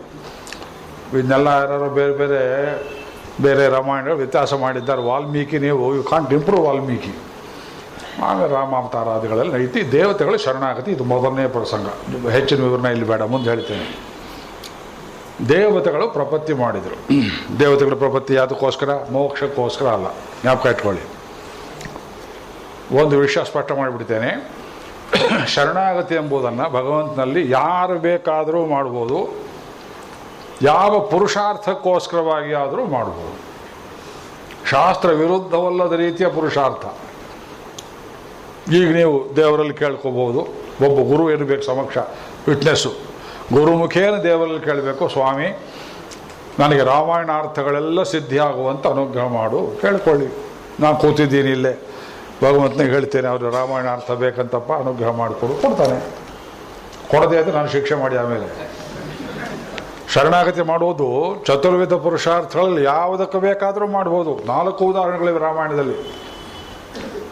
ನಾನು ಬೇರೆ ಪ್ರಕರಣದಲ್ಲಿ ಉದಾಹರಣೆ ಕೊಟ್ಟೆ. ದೇವತೆಗಳು ಮೋಕ್ಷಕಾಂಕ್ಷಿಗಳಲ್ಲ, ಅವರೆಲ್ಲ ಬದ್ಧ ಪುರುಷರು. ಅವರವರ ಸೀಟ್ ಅವ್ರಿಗೆ ಮುಖ್ಯ. ಇಂದ್ರನಿಗೆ ಇಂದ್ರ ಪದವಿ ಇರಬೇಕು, ವರುಣನಿಗೆ ಸಮ್ರಾಟ್ ಪದವಿ ಇರಬೇಕು, ಅಶ್ವಿನಿಗಳಿಗೆ ಆರೋಗ್ಯ ರಕ್ಷಕ ಶಕ್ತಿ ಇರಬೇಕು, ತಮ್ಮ ಪದವಿಯನ್ನು ನೋಡಿಕೊಳ್ಳೋರು ಚೆನ್ನಾಗಿರಬೇಕು. ಅದಕ್ಕಾಗಿ ರಾವಣ ಹೋಗಬೇಕು, ಕಂಟಕ ನಿವಾರಣೆಯಾಗಬೇಕು. ಅದಕ್ಕೆ ಪ್ರಪತ್ತಿ ಮಾಡಿದರು. ಭಗವಂತ ಅಸ್ತು ಅಂತ ಹೇಳಿಬಿಟ್ಟ. ಅದಾದ ಮೇಲೆ ಬಾಲಲೀಲೆ ವರ್ಣಿಸಲಿಲ್ಲ ವಾಲ್ಮೀಕಿ. ಯಾಕೆಂದರೆ ಅದೆಲ್ಲ ಕೃಷ್ಣಾವತಾರದಲ್ಲಿ ನೋಡ್ಕೊಳ್ಳೋಣ, ಈಗ ಬೇಡ. ರಾಮನ ಬಾಲಲೀಲೆಗಿಂತ ಕೃಷ್ಣ ಬಾಲಲೀಲೆ ನೋಡಿ ಎಷ್ಟು ಮುಖಗಳು ಕೃಷ್ಣಾವತಾರ ನೋಡಿ ಸಂತೋಷಪಡಿ. ರಾಮಾವತಾರ ಪರಮ ಗಂಭೀರ, ತುಂಬ ಸೀರಿಯಸ್ ಆದ ಅವತಾರ. ಜೇನುತುಪ್ಪ ಬಾಯಲ್ಲಿ ಚಪ್ಪರಿಸುವಾಗ ಹಾಲು ಗೀಲು ಸೇರಿಸ್ಕೋಬಾರ್ದು. ಬೇರೆ ಪದಾರ್ಥ ಎಲ್ಲ ಸೇರಿಸಿದ್ರೆ ಜೇನಿನ ರುಚಿ ಹೋಗಿಬಿಡುತ್ತೆ. ರಾಮಾಯಣಾಖ್ಯಂ ಮಧು ಜನ್ಮ ವ್ಯಾಧಿ ಜರ ವಿಪತ್ತಿ ನಿಧನೈ ಅತ್ಯಂತ ಸೋಪದ್ರವಂ ಸಂಸಾರಂ ಸವಿಹಾಯ ಗಚ್ಚತಿ ಪುಮಾನ್ ವಿಷ್ಣು ಪದಂ ಶಾಶ್ವತಂ ವಾಲ್ಮೀಕೇರ್ವತನಾರವಿಂದ ಗಳಿತಂ. ರಾಮಾಯಣಾಖ್ಯಂ ಮಧು. ವಾಲ್ಮೀಕಿ ಬಾ ಎನ್ನುವುದು ಒಂದು ತಾವರೆ ಪುಷ್ಪ. ಅದರ ಮಧ್ಯದಲ್ಲಿ ಗರ್ಭದಲ್ಲಿ ಮಕರಂದ ತುಂಬಿಕೊಂಡಿದೆ. ಇದು ಜೇನು. Don't mix it with any other thing ಅಂದರು. ಅಂಥದ್ದೊಂದು ಜೇನು ಇದು. ಆದ್ದರಿಂದ ಭಗವಂತ ಏನು ಮಾಡಿದ, ದೇವತೆಗಳಿಗೆ ಋಷಿಗಳಿಗೆ ಕರೆದು ಎಲ್ಲರ ಬಾಯಿಗೆ ಒಂದೊಂದು ಬೀಗವನ್ನು ಹಾಕಿದ. ಏನಪ್ಪ ಬಾಯಿಗೆ ಬೀಗ ಹಾಕ್ತಾ ಇದ್ದೆ? ಹೌದು, ನಾನು ಅವತಾರ ಮಾಡ್ತೇನೆ, ನಿಮ್ಮ ಬಾಯಿಗೆ ಬೀಗ ಹಾಕ್ತೇನೆ. ನಾನು ಭಗವಂತನಾದವನು ದಶರಥ ಪುತ್ರನಾಗಿ ಅವತಾರ ಮಾಡಿದ್ದೇನೆ ಅಂತ ಒಬ್ಬರು ಬಾಯಿ ಬಿಡು ಕೂಡುದು. ಅಯ್ಯೋ, ಹೀಗಾದ್ರೆ ಏನು ಮಾಡುವುದು? ನೀವು ಬಾಯಿ ಬಿಟ್ರಿ ಅವತಾರ ಪ್ರಯೋಜನ ಕೆಟ್ಟು ಹೋಗ್ತದೆ. ನಾನು ಭಗವಂತನೇ ಅವತಾರ ಮಾಡಿದ್ದೇನೆ ಅಂತ ನಾನೇ ಇದೆ ಬಡ್ಕೊಂಡು ಹೇಳ್ಕೊಂಡು ಶ್ರೀ ಭಗವಾನ್ ವಾಚ ಶ್ರೀ ಭಗವಾನ್ ವಾಚ ಶ್ರೀ ಭಗವಾನ್ ವಾಚ ಕೃಷ್ಣ ಅವತಾರದಲ್ಲಿ ಹೇಳಿ ನಿಮಗೆ ಬೇಜಾರಾಗಿ ಅಹಂ ಸರ್ವಸ್ಯ ಪ್ರಭವ ಮತ್ತ ಸರ್ವಂ ಪ್ರವರ್ತತೆ. ಇಲ್ವೇ? ಅವತಾರ ಮಾಡಿದ ಕೂಡಲೇ ದೇವಿಕಿ ಉಪಸಂಹರ ವಿಶ್ವಾತ್ಮನ್ನಿ ಅದೋ ರೂಪಂ ಅಲೌಕಿಕಂ. ಅಯ್ಯೋ, ನಿನ್ನ ಅಲೌಕಿಕ ರೂಪ ನೋಡ್ಲಾರೆ ಕಾಣೋ, ಈ ಶಂಖ ಚಕ್ರ ಗದೆ ಪದ್ಮ ಬೇಡ ಮಗು, ಇಷ್ಟೊಂದು ಥಳಥಳ ಹೊಳೆಯೋ ನಿನ್ನ ರೂಪ ಬೇಡ, ಕಪ್ಪು ಮಗುವಾದ್ರೆ ಸಾಕು. ದೇವಿಕಿ ಕಪ್ಪು ಬಣ್ಣದವಳು, ಯಾರ ಮಗು ಅಂತ ಕೇಳಬಾರ್ದು. ನಾನು ನೋಡಿದ್ರೆ ನಿನ್ನ ಮಗು ಅಂತ ಒಪ್ಕೋಬೇಕು. ಅದು ಕಪ್ಪು ಬಣ್ಣದಾಗೆ ನೀವು ಸಣ್ಣ ಮಗುವಾಗು ಅಂತ ಕೇಳಿದ ಕೂಡಲೇ ಏನಮ್ಮ ಅಂದ ಭಗವಂತ. 3 ಜನ್ಮದಲ್ಲಿ ನಿನ್ನ ಹೊಟ್ಟೆಯಲ್ಲಿ ನಾನು ಮಗುವಾಗಿ ಹುಟ್ಟಬೇಕು, ನೀನೇ ಕೇಳಿಕೊಂಡು ನೀ ಕೇಳಿದೆಲ್ಲ ಅಂತ ಬಂದೆ ಹೊರತು ತಪಸ್ಸು ಮಾಡಿದವರಿಗೆಲ್ಲ ಒಲಿಯೋದಿಲ್ಲ ಕಣೆ. ನಾನು ನಿನ್ನಂಥ ಮಗು ಬೇಕು ಅಂತ ಕೇಳಿಬಿಟ್ಟೆ, ನೀನು ನನ್ನಂಥ ಮಗು ಇಲ್ವಲ್ಲ, ಹೋಗಲಿ ನಾನೇ ಬರಲಿ ಅಂತ ತಪಸ್ಸು ಮಾಡಿ ಅಂತ ಬಂದರೆ ಬೇಡ ಅಂತೀಯ, ಪರಿತ್ಯಾಗ ಮಾಡ್ತೀಯ, ಸರಿ ಹೋಗ್ತೇನೆ, ಬೇಡ ಹೋಗು, ನಾನು ಯಾರು ಬಯಸ್ತಾರೆ ಅಲ್ಲೇ ಹೋಗ್ತೇನೆ ಅಂತ ವಸುದೇವನಿಗೆ ಅಪ್ಪಣೆ ಮಾಡಿ ಆ ಕುಲದಲ್ಲಿ ಹೋಗಿ ಗೋಕುಲದಲ್ಲಿ ಭಗವಂತ ಬೆಳ್ಕೊಂಡು 13 ವರ್ಷ ಪೂತನಾಶಕಟಾದಿಗಳನ್ನೆಲ್ಲ ಮುಗಿಸಿ ಕಂಸನನ್ನು ಮುಗಿಸೋ ತನಕ 13 ವರ್ಷ ತಾನು ಭಗವಂತ ಅನ್ನೋದನ್ನು ಪ್ರಕಟ ಮಾಡಲಿಲ್ಲ. ಅಲ್ಲಿಂದ ಆಚೆ ಒಂದು ದಿವಸವೂ ಶಂಖಚಕ್ರವನ್ನು ಬಿಡಲಿಲ್ಲ. ಕಂಸನ ಸಂಹಾರವಾದ ಮೇಲೆ ಶಂಖಚಕ್ರ ಗದಾಪಾಣಿಯಾಗಿ ಯುದ್ಧ ಭೂಮಿಯಲ್ಲಿ ಕೂಡ ಇದ್ದುಕೊಂಡು ಅವತಾರ ಸಮಾಪ್ತಿ ಕಾಲದವರೆಗೂ ಎಲ್ಲರಿಗೂ ಅವನೇ ಭಗವಂತ ಅಂತ ಕಾಣಿಸ್ತಾ ಇದ್ರು. ಈ ಹಾಳು ಲೋಕ ಅವನನ್ನು ನಂಬಲಿಲ್ಲ, ದೇವರು ಅಂತ ನಂಬಲಿಲ್ಲ. ಕೃಷ್ಣಾವತಾರ ಟ್ರ್ಯಾಜಿಡಿ, ಜನ ನಂಬಲಿಲ್ಲ. ರಾಮಾವತಾರದಲ್ಲಿ ಇವನು ದೇವರು ಅಂತ ಕಾಣಿಸ್ಲೇ ಇಲ್ಲ. ಆದ್ದರಿಂದ ರಾವಣನಂಥವ್ರು ನಂಬಲೇ ಇಲ್ಲ. ನಂಬದೇ ಇರೋದು ಅವನ ಹಣೆ ಬರಹ. ಯಾವ ಅವತಾರವನ್ನು ಮಾಡಿದ್ರು ಇವನು ದೇವರು ಅಂತ ಲೋಕಕ್ಕೆ ತಿಳಿಯೋದೇ ಇಲ್ಲ. ಮಾಯಾಬಲೇನ ಭವತಾಪಿ ನಿಗುಹ್ಯಮಾನಂ ಪಶ್ಯಂತಿ ಕೇಚಿದನಿಶಂ ತ್ವದನನ್ಯ ಭಾವಾಃ. ಮಾಯಾಬಲೇನ ಭವತಾಪಿ ನಿಗುಹ್ಯಮಾನಂ. ಮಾಯಾಬಲದಿಂದ, ತನ್ನ ಶಕ್ತಿಯಿಂದ, ತನ್ನ ಸಂಕಲ್ಪದಿಂದ ತನ್ನನ್ನು ತಾನೇ ಮುಚ್ಚಿಕೊಂಡ್ರು. ಪಶ್ಯಂತಿ ಕೇಚಿದನಿಶಂ ತ್ವದನನ್ಯ ಭಾವಾಃ. ಕೆಲವರು ಮಾತ್ರ ನೀನು ಯಾರಂತ ನೋಡಿಯೇ ಬಿಡ್ತಾರೆ ಕಾಣು ಅಂದರು ಯಮುನಾಚಾರ್ಯರು. ಯಾರು ನೋಡಿದರು? ಇವನು ಯಾರಂತ ತಿಳಿಸಬಾರ್ದು ಅಂತ ನೋಡಿದ್ರೆ ಕೆಲವರು ನೋಡೇ ಬಿಟ್ರು. ರಾಮ ಯಾರು ಅಂತ ಕೆಲವರು ಗೊತ್ತಾಗಿ ಹೋಯಿತು. ಯಾರಿಗೆ ಗೊತ್ತಾಗಿ ಹೋಯಿತು? ವಿಶ್ವಾಮಿತ್ರ ಗೊತ್ತಾಯಿತು. ವಿಷ್ಣುಪದ ಬೇಗ ಹಾಕಿದ್ದಾನೆ ಅವ್ರ ಬಾಯಿಗೆ. ಹೇಳಿ ಯಾರು ಗಾಯತ್ರಿ ಮಂತ್ರದ ಕಂಡುಕೊಂಡವ್ರು ನೀವು ಹೇಳಿದ್ರೆ ಪ್ರಮಾಣ ಆಗಿಬಿಡುತ್ತೆ ಲೋಕದಲ್ಲಿ, ಯಾರಿಗೂ ಹೇಳಬಾರ್ದು. ಎಲ್ಲ ಹೇಳೋದು ಸ್ವಾಮಿ. ಮುಂದೆ ಬರ್ತಾರೆ, ದಶರಥನನ್ನು ಬೆದರಿಸ್ತಾರೆ. ರಾಮನ ಕೊಡೋರನ್ನ ಜೊತೆಯಲ್ಲಿ ಕರ್ಕೊಂಡು ಹೋಗ್ತೇನೆ, ಶ್ರೇಯಶ್ಚಾಸ್ಮೈ ಪ್ರದಾಸ್ಯಾಮಿ. ಅವನಿಗೊಂದು ಒಳ್ಳೆಯದನ್ನು ಮಾಡಬೇಕಾಗಿದೆ. ಶ್ರೇಯಶ್ಚಾಸ್ಮೈ ಪ್ರದಾಸ್ಯಾಮಿ, ಅವನಿಗೊಂದು ಶ್ರೇಯಸ್ಸನ್ನು ಕೊಡಬೇಕಾಗಿದೆ. ಏನಾಗಂದ್ರೆ ಶ್ರೇಯಸ್ ಕೊಡೋದಂದ್ರೆ ಏನು? ರಾಮಮ್ಮೆ ದಾತುಮರ್ಹಸಿ, ರಾಮನನ್ನು ಕೊಟ್ಬಿಡೋದು ನನಗೆ. ಅವನು ಬಂದು ಅಗಸರವನು, ಬಟ್ಟೆ ಕೊಡಪ್ಪ ಅಂದರು ಅವನಿಗೆ. ಮೇ ನನಗೆ, ಚತುರ್ಥಿ ಷಷ್ಠಿ 2 ವಿಭಕ್ತಿಯಲ್ಲಿ ಹೇಳ್ತೇವೆ. ಅಗಸರಿಗೆ ಬಟ್ಟೆ ಕೊಡು ಅಂದರೆ ಮಡಿ ಮಾಡಿ ಕೊಡುವುದಕ್ಕೆ ಕೊಡುವಂಥ ಅರ್ಥವೇ ಹೊರತು ಅಗಸರಿಗೆ ದಾನ ಮಾಡಿ ಕೊಡುವಂಥ ಅರ್ಥವಲ್ಲ. ರಾಮಮ್ಮೆ ದಾತುಮರ್ಹಸಿ, ರಾಮನನ್ನು ಕೊಡು ಅಂತ ಕೇಳಿದ್ರೆ ತಪಸ ಉತ್ಪಾದಿತೋ ರಾಮ ಅಂತ ತಪಸ್ಸು ಮಾಡಿ ಮಗನನ್ನು ಹಡೆದಿದ್ದೇನೆ, ದತ್ತುಪುತ್ರ ಕೊಡು ಅಂತ ಕೇಳ್ತಿರಲ್ಲ. ರಾಮನನ್ನು ಕೊಡೋದಿಲ್ಲ ಹೋಗ್ರಿ ಅಂತ ಗಲಾಟೆ ಮಾಡ್ತಾನೆ. ಅವ್ರ ಭಾಷೆ ಇವನಿಗೆ ಅರ್ಥವಾಗಲಿಲ್ಲ, ಇವನ ಭಾಷೆ ಅವ್ರಿಗೆ ಅರ್ಥವಾಗಲಿಲ್ಲ. ಬಾಯಿಗೆ ಬೀಗ ಹಾಕಿದ್ರೆ ಬಾಯಿ ತನಕ ಬಂತು, ಅವ್ರಿಗೆ ಹೇಳೋಕ್ಕಾಗಲಿಲ್ಲ. ಲೇ, ನೀವು ಪುತ್ರತ್ವ ಮೋಹ ಮಾಡಬೇಡ, ಅವನಲ್ಲಿ ನಿನ್ನ ಮಗ ಅಲ್ಲ ಅವನು, ಬಾಯಿ ಬಿಟ್ಟು ಹೇಳುವ ಹಾಗಿಲ್ಲ. ನಿನ್ನ ರಕ್ತದಿಂದ ಹುಟ್ಟಿದವನಲ್ಲ. ಕೌಸಲ್ಯಗಾದರೂ ಗರ್ಭದಲ್ಲಿ ಇಟ್ಟುಕೊಂಡು 9, 10 ತಿಂಗಳು 12 ತಿಂಗಳು ಅವನನ್ನು ಅನುಭವಿಸುವ ಯೋಗ್ಯತೆ ಇತ್ತು ತಪಸ್ಸು ಅವಳಿಗೆ. ಏನು ತಪಸ್ಸು ಮಾಡಿದಳು? ಈ ಯದುಕುಲ ಕಾಂಬೋಜಿ ರಾಗದಲ್ಲಿ ಒಂದು ಹಾಡಿದೆ, ಕೇಳಿದ್ದೀರಾ? ಶ್ರೀರಾಮ ಜಯರಾಮ ಶೃಂಗಾರ ರಾಮಯನಿ ಹಾಡಿದ್ದೀರಾ?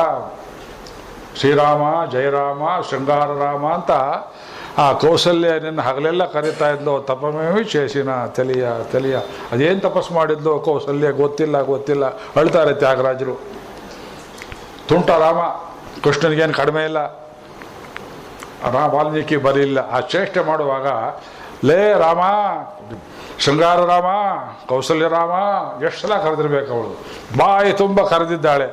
ಅಷ್ಟೊಂದು ಸಲ ರಾಮ ಅಂತ ಹೇಳಬೇಕಾದ್ರೆ ಏನು ತಪಸ್ಸು ಮಾಡಿದ್ಲು ನನಗೆ ಗೊತ್ತಿಲ್ಲ. ಒಂದು ಹಾಡಿನಂತ ಒಂದು ಹಾಡಿಲ್ಲ ತ್ಯಾಗರಾಜರದು. ಸ್ಟೀರಿಯೋ ಟೈಪ್ ಇಲ್ಲ. ರಾಮನನ್ನು ಕಂಡವರು, ಸಾಕ್ಷಾತ್ತಾಗಿ ನೋಡಿದವರು. ಅವಳಿಗೆ ಭಾಗ್ಯ ಇತ್ತು, ದಶರಥನಿಗೆ ಭಾಗ್ಯ ಇಲ್ಲ. ಅವ್ರ ರಕ್ತದಿಂದ ಹುಟ್ಟಲಿಲ್ಲ. ಅದು ಬಾಯಿ ಬಿಟ್ಟು ಹೇಳೋದಕ್ಕೆ ಅಪ್ಪಣೆ ಇದ್ದದ್ದರಿಂದ ಭಗವಂತಂದು ಮರ್ಮದಿಂದ ಹೇಳ್ತಾರೆ.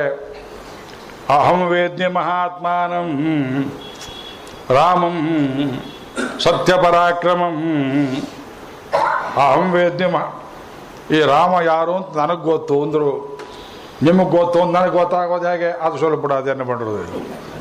ಅಹಂ ವೇದ್ಯ ಮಹಾತ್ಮಾನಂ ರಾಮಂ ಸತ್ಯಪರಾಕ್ರಮಂ ವಸಿಷ್ಠೋಪಿ ಮಹಾತೇಜ ಯೇ ಚೇ ಮೇ ತಪಸಿ ಸ್ಥಿತಾ. ವಸಿಷ್ಠೋಪಿ, ಅಪಿ ಶಬ್ದ ಹಾಕಿದ್ರು. ಅಪಿ ಅಂದರೆ ವಿರೋಧೆ ಅಂತ ಒಂದರ್ಥ. ಒಂದು ಕಾಲದಲ್ಲಿ ಯಾರನ್ನು ನಾನು ಶತ್ರು ಅಂತ ಭಾವಿಸಿದ್ನೋ, ಯಾರ ಆಶ್ರಮವನ್ನು ಸುಟ್ಟೆನೋ, ಯಾರ ಮಕ್ಕಳನ್ನೆಲ್ಲ ಕೊಂದೆನೋ, ಆ ವಸಿಷ್ಠರಿಗೂ ಗೊತ್ತು ಬೇಕಾದರೆ ನನಗೆ ರಾಮ ಯಾರು ಅಂತ ಗೊತ್ತಿದೆಯೋ ಇಲ್ವೋ ಅಂತ ಶತ್ರುವನ್ನು ಕೇಳಬೇಕಾದ್ರೆ ಸಾಕ್ಷಿ ಹೇಳ್ತಾರೆ, ವಸಿಷ್ಠೋ ಅಪಿ ಮಹಾತೇಜ ಏಚೇ ಮೇ ತಪಸ್ಸಿ ಸ್ಥಿತ. ತಪಸ್ಸಲ್ಲಿದ್ದವರನ್ನು ಒಬ್ಬೊಬ್ಬರನ್ನ ಕರೆದು ರಹಸಿ ಏಕೈಕಶಃ ಬ್ಯಾಲೆಟ್ ಹಾಕಿ ಹೇಳಬೇಕಾದ್ರೆ ಅವರೆಲ್ಲ ಹೇಳ್ತಾರೆ, ಬಾಯಿ ಬಿಟ್ಟು ಹೇಳೋ ಹಾಗಿಲ್ಲ. ಅಹಂ ವೇದ್ಯ ಮಹಾತ್ಮಾನಂ. ರಾಮ 13 ವರ್ಷ ಹುಡುಗ, ಕಾಕಪಕ್ಷಧರಂ ಶೌರಂ. ತಲೆ ಬಾಚಿದ್ರೆ 2 ಕಡೆ ಕೂದಲು ಜಡೆಯಲ್ಲಿ ಸೇರ್ತಾ ಇರಲಿಲ್ಲ, ಹೀಗೆ ಆಡ್ತಾ ಇತ್ತಂತೆ ಅದು. ಅದ್ರ ಮೇಲೊಂದು ಹಾಡು ಬರ್ತಿದ್ದಾರೆ ತ್ಯಾಗರಾಜರು, ಅಲಗಲಲ್ಲ ಅಟಾಣರಾಗದ ಹಾಡು. ಈ ಕಡೆ ಆ ಕಡೆ ಆ ವಿಶ್ವಾಮಿತ್ರರಿಂದ ಹೋಗ್ತಿದ್ದ ರಾಮನ ಆ ಸೊಬಗನ ವರ್ಣನೆ ಮಾಡಿದ್ದಾರೆ. ವೇದಾಹಮೇತಂ ಪುರುಷಂ ಮಹಾಂತಂ. ಈ ವಾಕ್ಯದ ಅರ್ಥವನ್ನು ರೂಪಾಂತರ ಮಾಡಿ ಹೇಳ್ತಿದ್ದಾರೆ. ಪುರುಷ ಸೂಕ್ತದ ಆ ವಾಕ್ಯವನ್ನು ವೇದಾಹಮೇತಂ ಬದಲು ಅಹಂ ವೇದ್ಯ ಮಹಾತ್ಮಾನಂ ರಾಮಂ ಸತ್ಯಪರಾಕ್ರಮಂ ತಿಳಿಲ್ಲ, ಕೊಡೋದೇ ಆದರೆ ಬೇಡ. ಅವರು ಸುಖವಾಗಿರು ನೆಟ್ಗೆ ಮುರಿದು ಬಿಟ್ಟರು. ಆಮೇಲೆ ವಸಿಷ್ಠರೆದ್ದು ಒಂದು ಕಳಿಸಿದ್ರು, ಬಂದರು. ರಾಮ ಯಾರು ಅಂತ ಲೋಕಕ್ಕೆ ಗೊತ್ತಾಗಬೇಕು. ಆದರೆ ನಾ ಬಾಯಿ ಬಿಟ್ಟು ಹೇಳಿದೆ, ನನಗೆ ಅಪಖ್ಯಾತಿ ಬರಬಾರ್ದು. ಅದಕ್ಕೆ 2 ಉಪಾಯ ಮಾಡಿದರು ವಿಶ್ವಾಮಿತ್ರರು. ಅದರಲ್ಲಿ 2 ಸಣ್ಣ ಪ್ರಸಂಗ ಇವತ್ತು ಅದನ್ನು ಹೇಳ್ತೇನೆ. ಬೇಜಾರಾಗ್ತಾ ಇಲ್ಲ ತಾನೇ? ಎಲ್ಲಿಯೋ ಶುರು ಮಾಡಿ ಎಲ್ಲೋ ಹೋದ್ರೆ ಇವರು ಇನ್ನೊಂದು ಸಲ ಕರೆದಿರಬಾರ್ದು ನೀವು ನನ್ನನ್ನು, ಇವರು ಪ್ರವಚನ ಮಾಡೋ ಬರೋದಿಲ್ಲ ಅಂತ.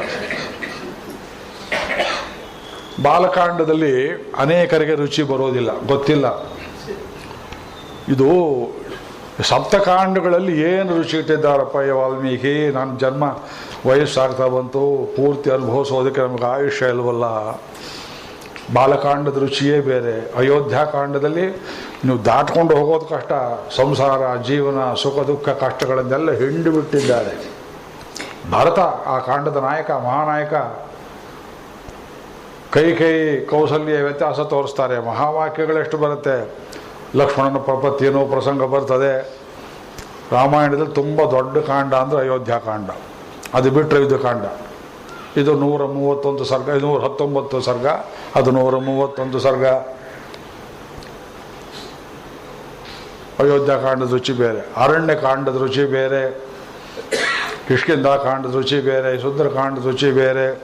ತತ್ಸವಿತು ಸವಿತೃ ಶಬ್ದಾರ್ಥ ಹೇಳ್ತಾರೆ ಬಾಲಕಾಂಡದಲ್ಲಿ.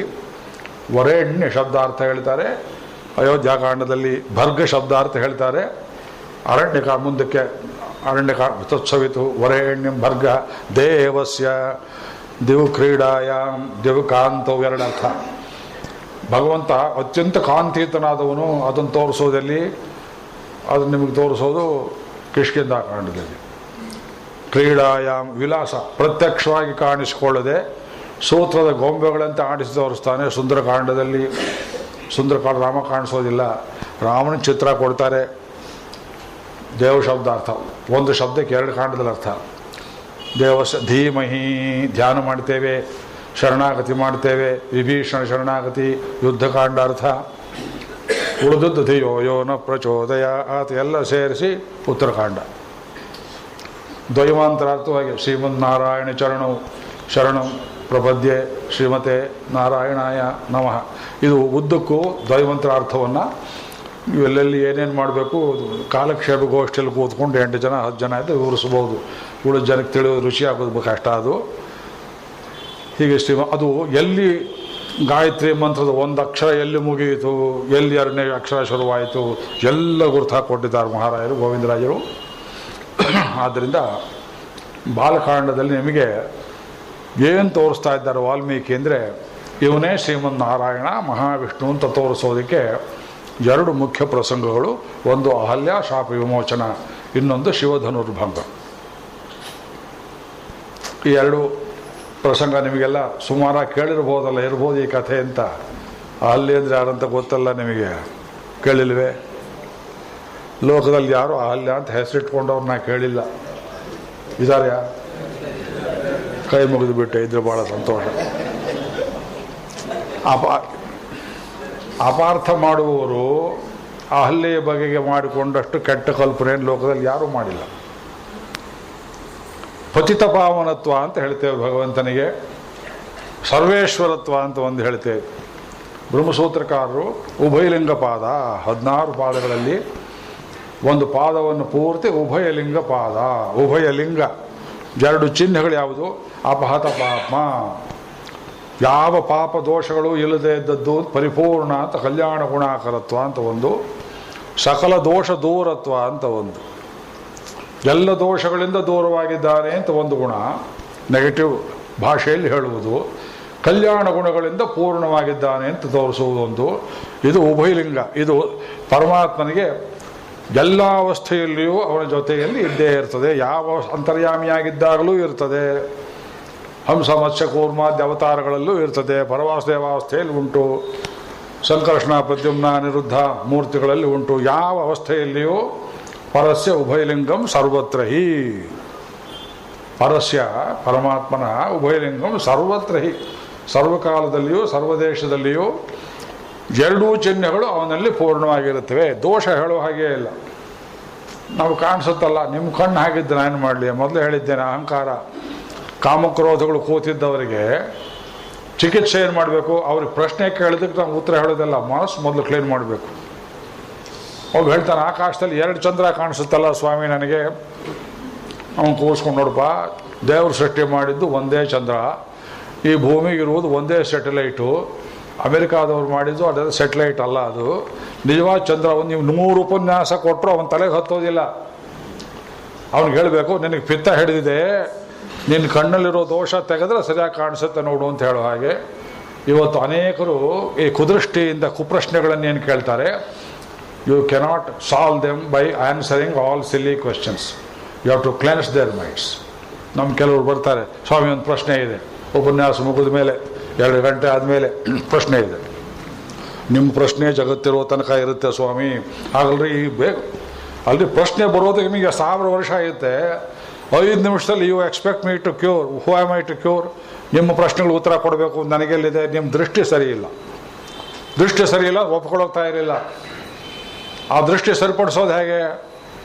ಒಬ್ಬ ಮನುಷ್ಯನ ದೃಷ್ಟಿ ಎಲ್ಲ ಕುಟುಂಬದ ವಾತಾವರಣದಿಂದ ಶುದ್ಧವಾಗಿರಬೇಕು, ಆಹಾರದಿಂದ ಶುದ್ಧವಾಗಿರಬೇಕು, ನೀವು ಕಲಿಯೋ ವಿದ್ಯೆಯಿಂದ ಶಾಲೆಯಿಂದ ಶುದ್ಧವಾಗಿರಬೇಕು, ನಿಮ್ಮ ಸಂಸರ್ಗದಿಂದ ಶುದ್ಧವಾಗಿರಬೇಕು, ಗುರುಕೃಪೆಯಿಂದ ಶುದ್ಧವಾಗಿರಬೇಕು. ದೃಷ್ಟಿಯೇ ಕೆಟ್ಟು ಹೋದರೆ ಕುತರ್ಕ ಮಾಡುವವರಿಗೆ ಎಷ್ಟು. ರಾಮನಿಗೆ ಒಂದು ಕಡೆ ಹೇಳ್ತಾರೆ, ಭುಜೈ ಪರಮನಾರೀಣಾಂ ಪರಿಮೃಷ್ಟಂ ಅಂತ ಬರುತ್ತೆ. ಈ ಸೇತು ಸಮುದ್ರ ಕಟ್ಟುವ ಮುಂಚೆ ಒಂದು ಕೈಯನ್ನು ತಲೆಗಿಟ್ಟುಕೊಂಡು ಇನ್ನೊಂದನ್ನು ತೋಳ ಮೇಲೆ ಇಟ್ಟುಕೊಂಡು ರಂಗನಾಥನ ಹಾಗೆ ಮಲಗಿದ್ದ ಸ್ವಾಮಿ ರಾಮಚಂದ್ರ. ರಂಗನಾಥನಂತ ದರ್ಶನ ಕೊಟ್ಟದ್ದು 2 ಪ್ರಸಂಗ ರಾಮಾಯಣದಲ್ಲಿ.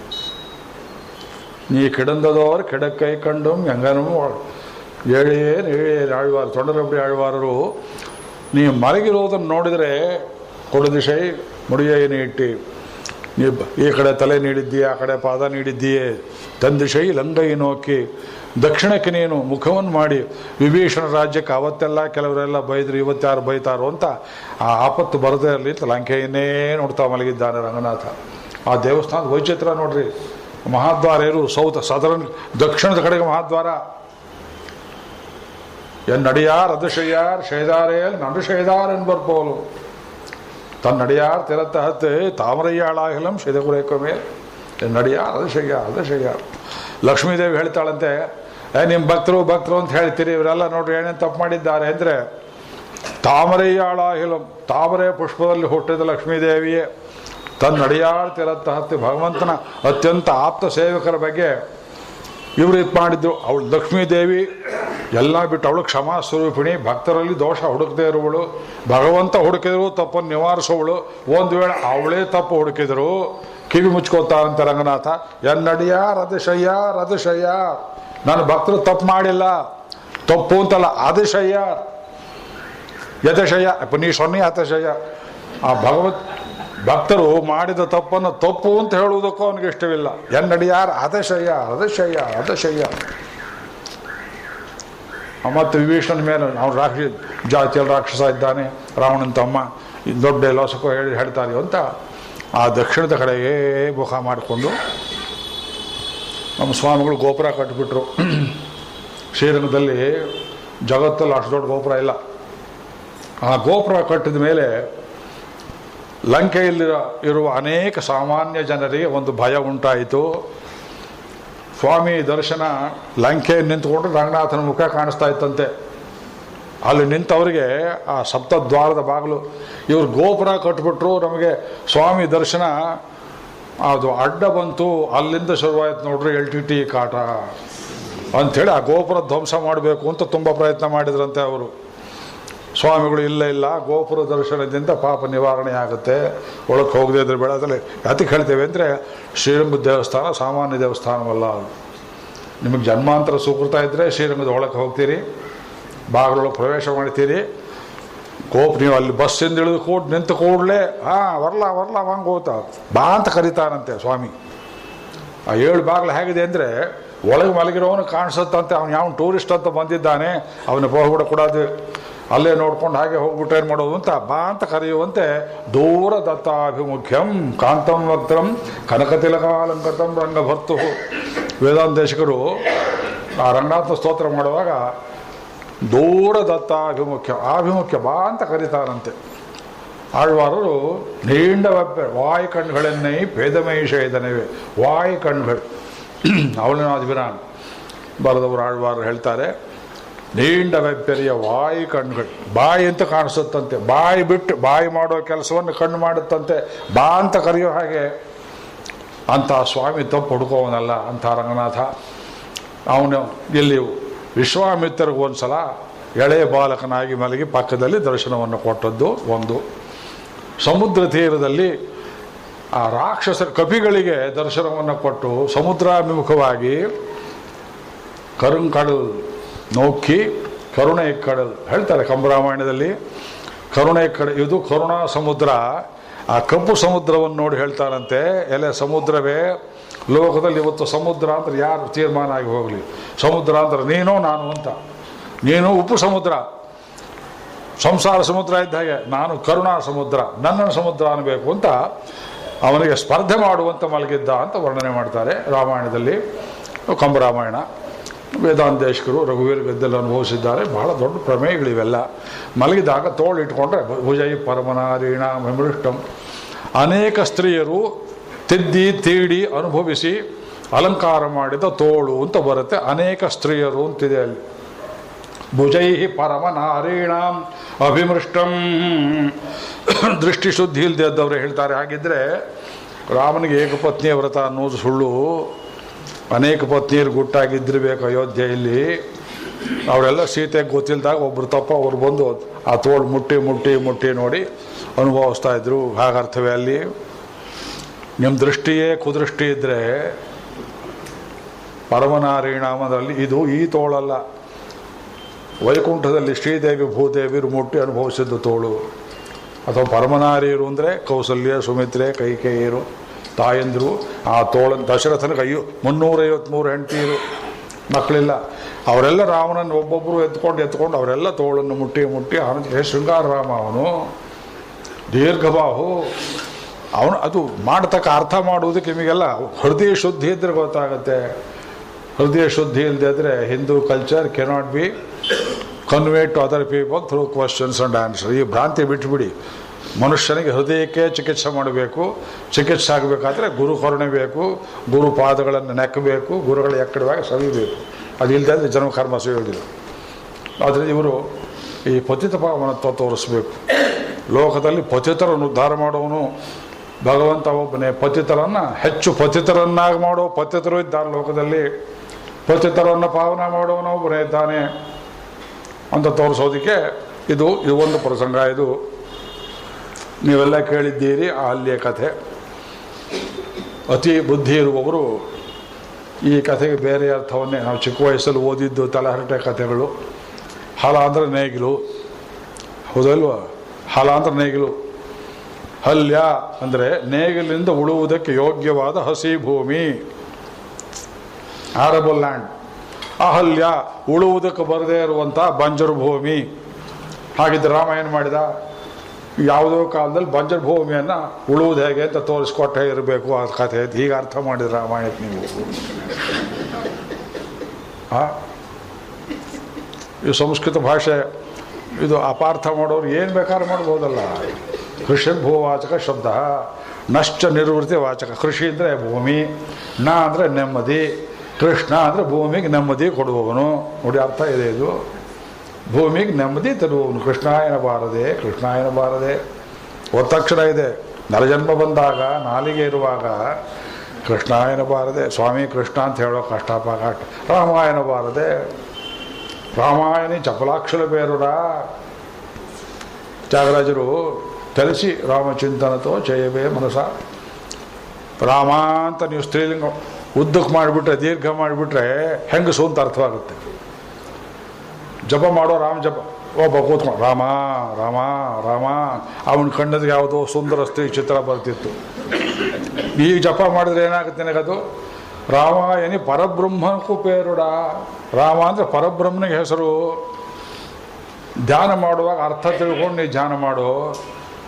ಅರ್ಕ ಅಂದರೆ ಎಕ್ಕೆ ಗಿಡಕ್ಕೂ ಹೆಸರು, ಸೂರ್ಯನಿಗೂ ಹೆಸರು. ಅರ್ಕ ಅರ್ಕ ಅರ್ಕ ಸೂರ್ಯ ಜಪ. ಎಕ್ಕೆ ಗಿಡ ಅರ್ಕ ಮರ್ಚಂತ ಅರ್ಕಿಣ ವೇದದಲ್ಲಿ ಹೇಳ್ತಾರೆ. ಅರ್ಚನೀಯನಾದವನು ಭಗವಂತನಿಗೆ ಅರ್ಕ ಅಂತ ಹೇಳ್ತೇವೆ. ನೀವು ಅದನ್ನು ಎಕ್ಕೆ ಗಿಡ ಎಕ್ಕೆ ಗಿಡ ಎಕ್ಕೆ ಗಿಡಕ್ಕೆ ಅದು ಬಂದಿದ್ದು, ಅದು ಪಾವನತ್ವ ಇದೆ. ಕ್ಷಯರೋಗ ಇದ್ರೆ ಹೋಗುತ್ತೆ. ಅದರ ಎಲೆ ತಲೆ ಮೇಲೆ ಇಟ್ಕೊಂಡು ಸ್ನಾನ ಮಾಡಿದರೆ ಅದರ ಬೇರಿನಿಂದ ಯಾವ್ಯಾವುದಕ್ಕೆ ಏನೇನು ಗುಣ ಇದೆ. ಭಗವಂತನ ಸೃಷ್ಟಿಯಲ್ಲಿ ನಿರುಪಯುಕ್ತವಾದ ವಸ್ತು ಒಂದು ಚೂರು ಇಲ್ಲ. ನಿರುಪಯುಕ್ತವಾದರೆ ನಾಸ್ತಿಕರನ್ನು ಮಾತ್ರ ಹೇಳ್ಬೋದೇ ಹೊರತು ಅದು ಭಗವತ್ ಸೃಷ್ಟಿ ಅಲ್ಲ, ಬ್ರಹ್ಮ ಸೃಷ್ಟಿ. ಅದು ಯಾತಕ್ಕೆ ಹೇಳ್ತೇವೆ? ಅಪಾರ್ಥವನ್ನು ಮಾಡೋಕ್ಕೆ ಹೋಗಬಾರ್ದು. ಈ ಎರಡು ಪ್ರಸಂಗ ಅದ್ರಲ್ಲಿ ಮೊದಲೇದಾಗಲ್ಲ ಪ್ರಸಂಗ. ನೀವೆಲ್ಲ ಕೇಳಿದ ಕಥೆ ಸಾಮಾನ್ಯವಾಗಿ ಮೊದಲು ಪೂರ್ವಪಕ್ಷ ಹೇಳಿ ಅರ್ಥ ಹೇಳ್ತಾರೆ ನೋಡಿ. ಇದು ವೇದಾಂತ ದೇಶಕರ ಪಾದುಕಾ ಸಹಸ್ರ, ಒಂದು 4-5 ಶ್ಲೋಕ. ಕ್ಷೇಮೇಂದ್ರ ಕಾಶ್ಮೀರದ ಕವಿಯ ರಾಮಾಯಣ ಮಂಜರಿ, ಈ 2 ಗ್ರಂಥಗಳನ್ನು ನೋಡದೇ ಇದ್ದರೆ ಮತ್ತು ವೇದದ ಮರ್ಮಗಳು ಗೊತ್ತಿಲ್ಲದೆ ಇದ್ದರೆ ನಿಮಗೆ ಅಹಲ್ಯೆಯ ಪ್ರಸಂಗ ಅರ್ಥ ಆಗೋದಿಲ್ಲ. ಅಹಲ್ಯೆ ಎಂಬುವಳು ಒಬ್ಬ ಕ್ಷತ್ರಿಯ ದಿವೋದಾಸನ ವಂಶದಲ್ಲಿ ಬಂದವಳು. ದಿವೋದಾಸನ ಕುಲ ಅಂತ ಕೇಳಿರಬೇಕು. ಅವನ ಮನೆಯಲ್ಲಿ ಯಾಗ ಮಾಡುವ ಸಂದರ್ಭದಲ್ಲಿ ವಸಿಷ್ಠ ವಿಶ್ವಾಮಿತ್ರೆ ಜಗಳ ಉಂಟಾಗಿದ್ದು, ಆ ದಿವೋದಾಸನ ವಂಶದಲ್ಲಿ ಭರ್ಮ್ಯಾಶ್ವ ಅಂತ ಮುಂದೆ ಬರ್ತಾರೆ. ಒಂದು ಬ್ರಾಂಚ್ ಆ ಕಡೆ ಹೋಯಿತು, ಅದು ಮುದ್ಗಲ ಗೋತ್ರವಾಯಿತು. ಯಾರು ಮುದ್ಗಲ ಗೋತ್ರದವರಿದ್ದಾರೆ ನೋಡಿ, ಅಹಲ್ಯ ಜ್ಞಾತಿಗಳು ದಾಯಾದಿಗಳು. ಮುದ್ಗಲ ಗೋತ್ರ ಅಂದರೆ ಅಹಲ್ಯ ದಾಯಾದಿಗಳು ನೀವೆಲ್ಲ. ಇವಳು ವರಿಸಿ ಇಷ್ಟಪೂರ್ವಕವಾಗಿ ಗೌತಮ ಮಹರ್ಷಿಯನ್ನು ಮದುವೆ ಮಾಡಿಕೊಂಡಳು. ಬಲಾತ್ಕಾರದ ಮದುವೆ ಅಲ್ಲ.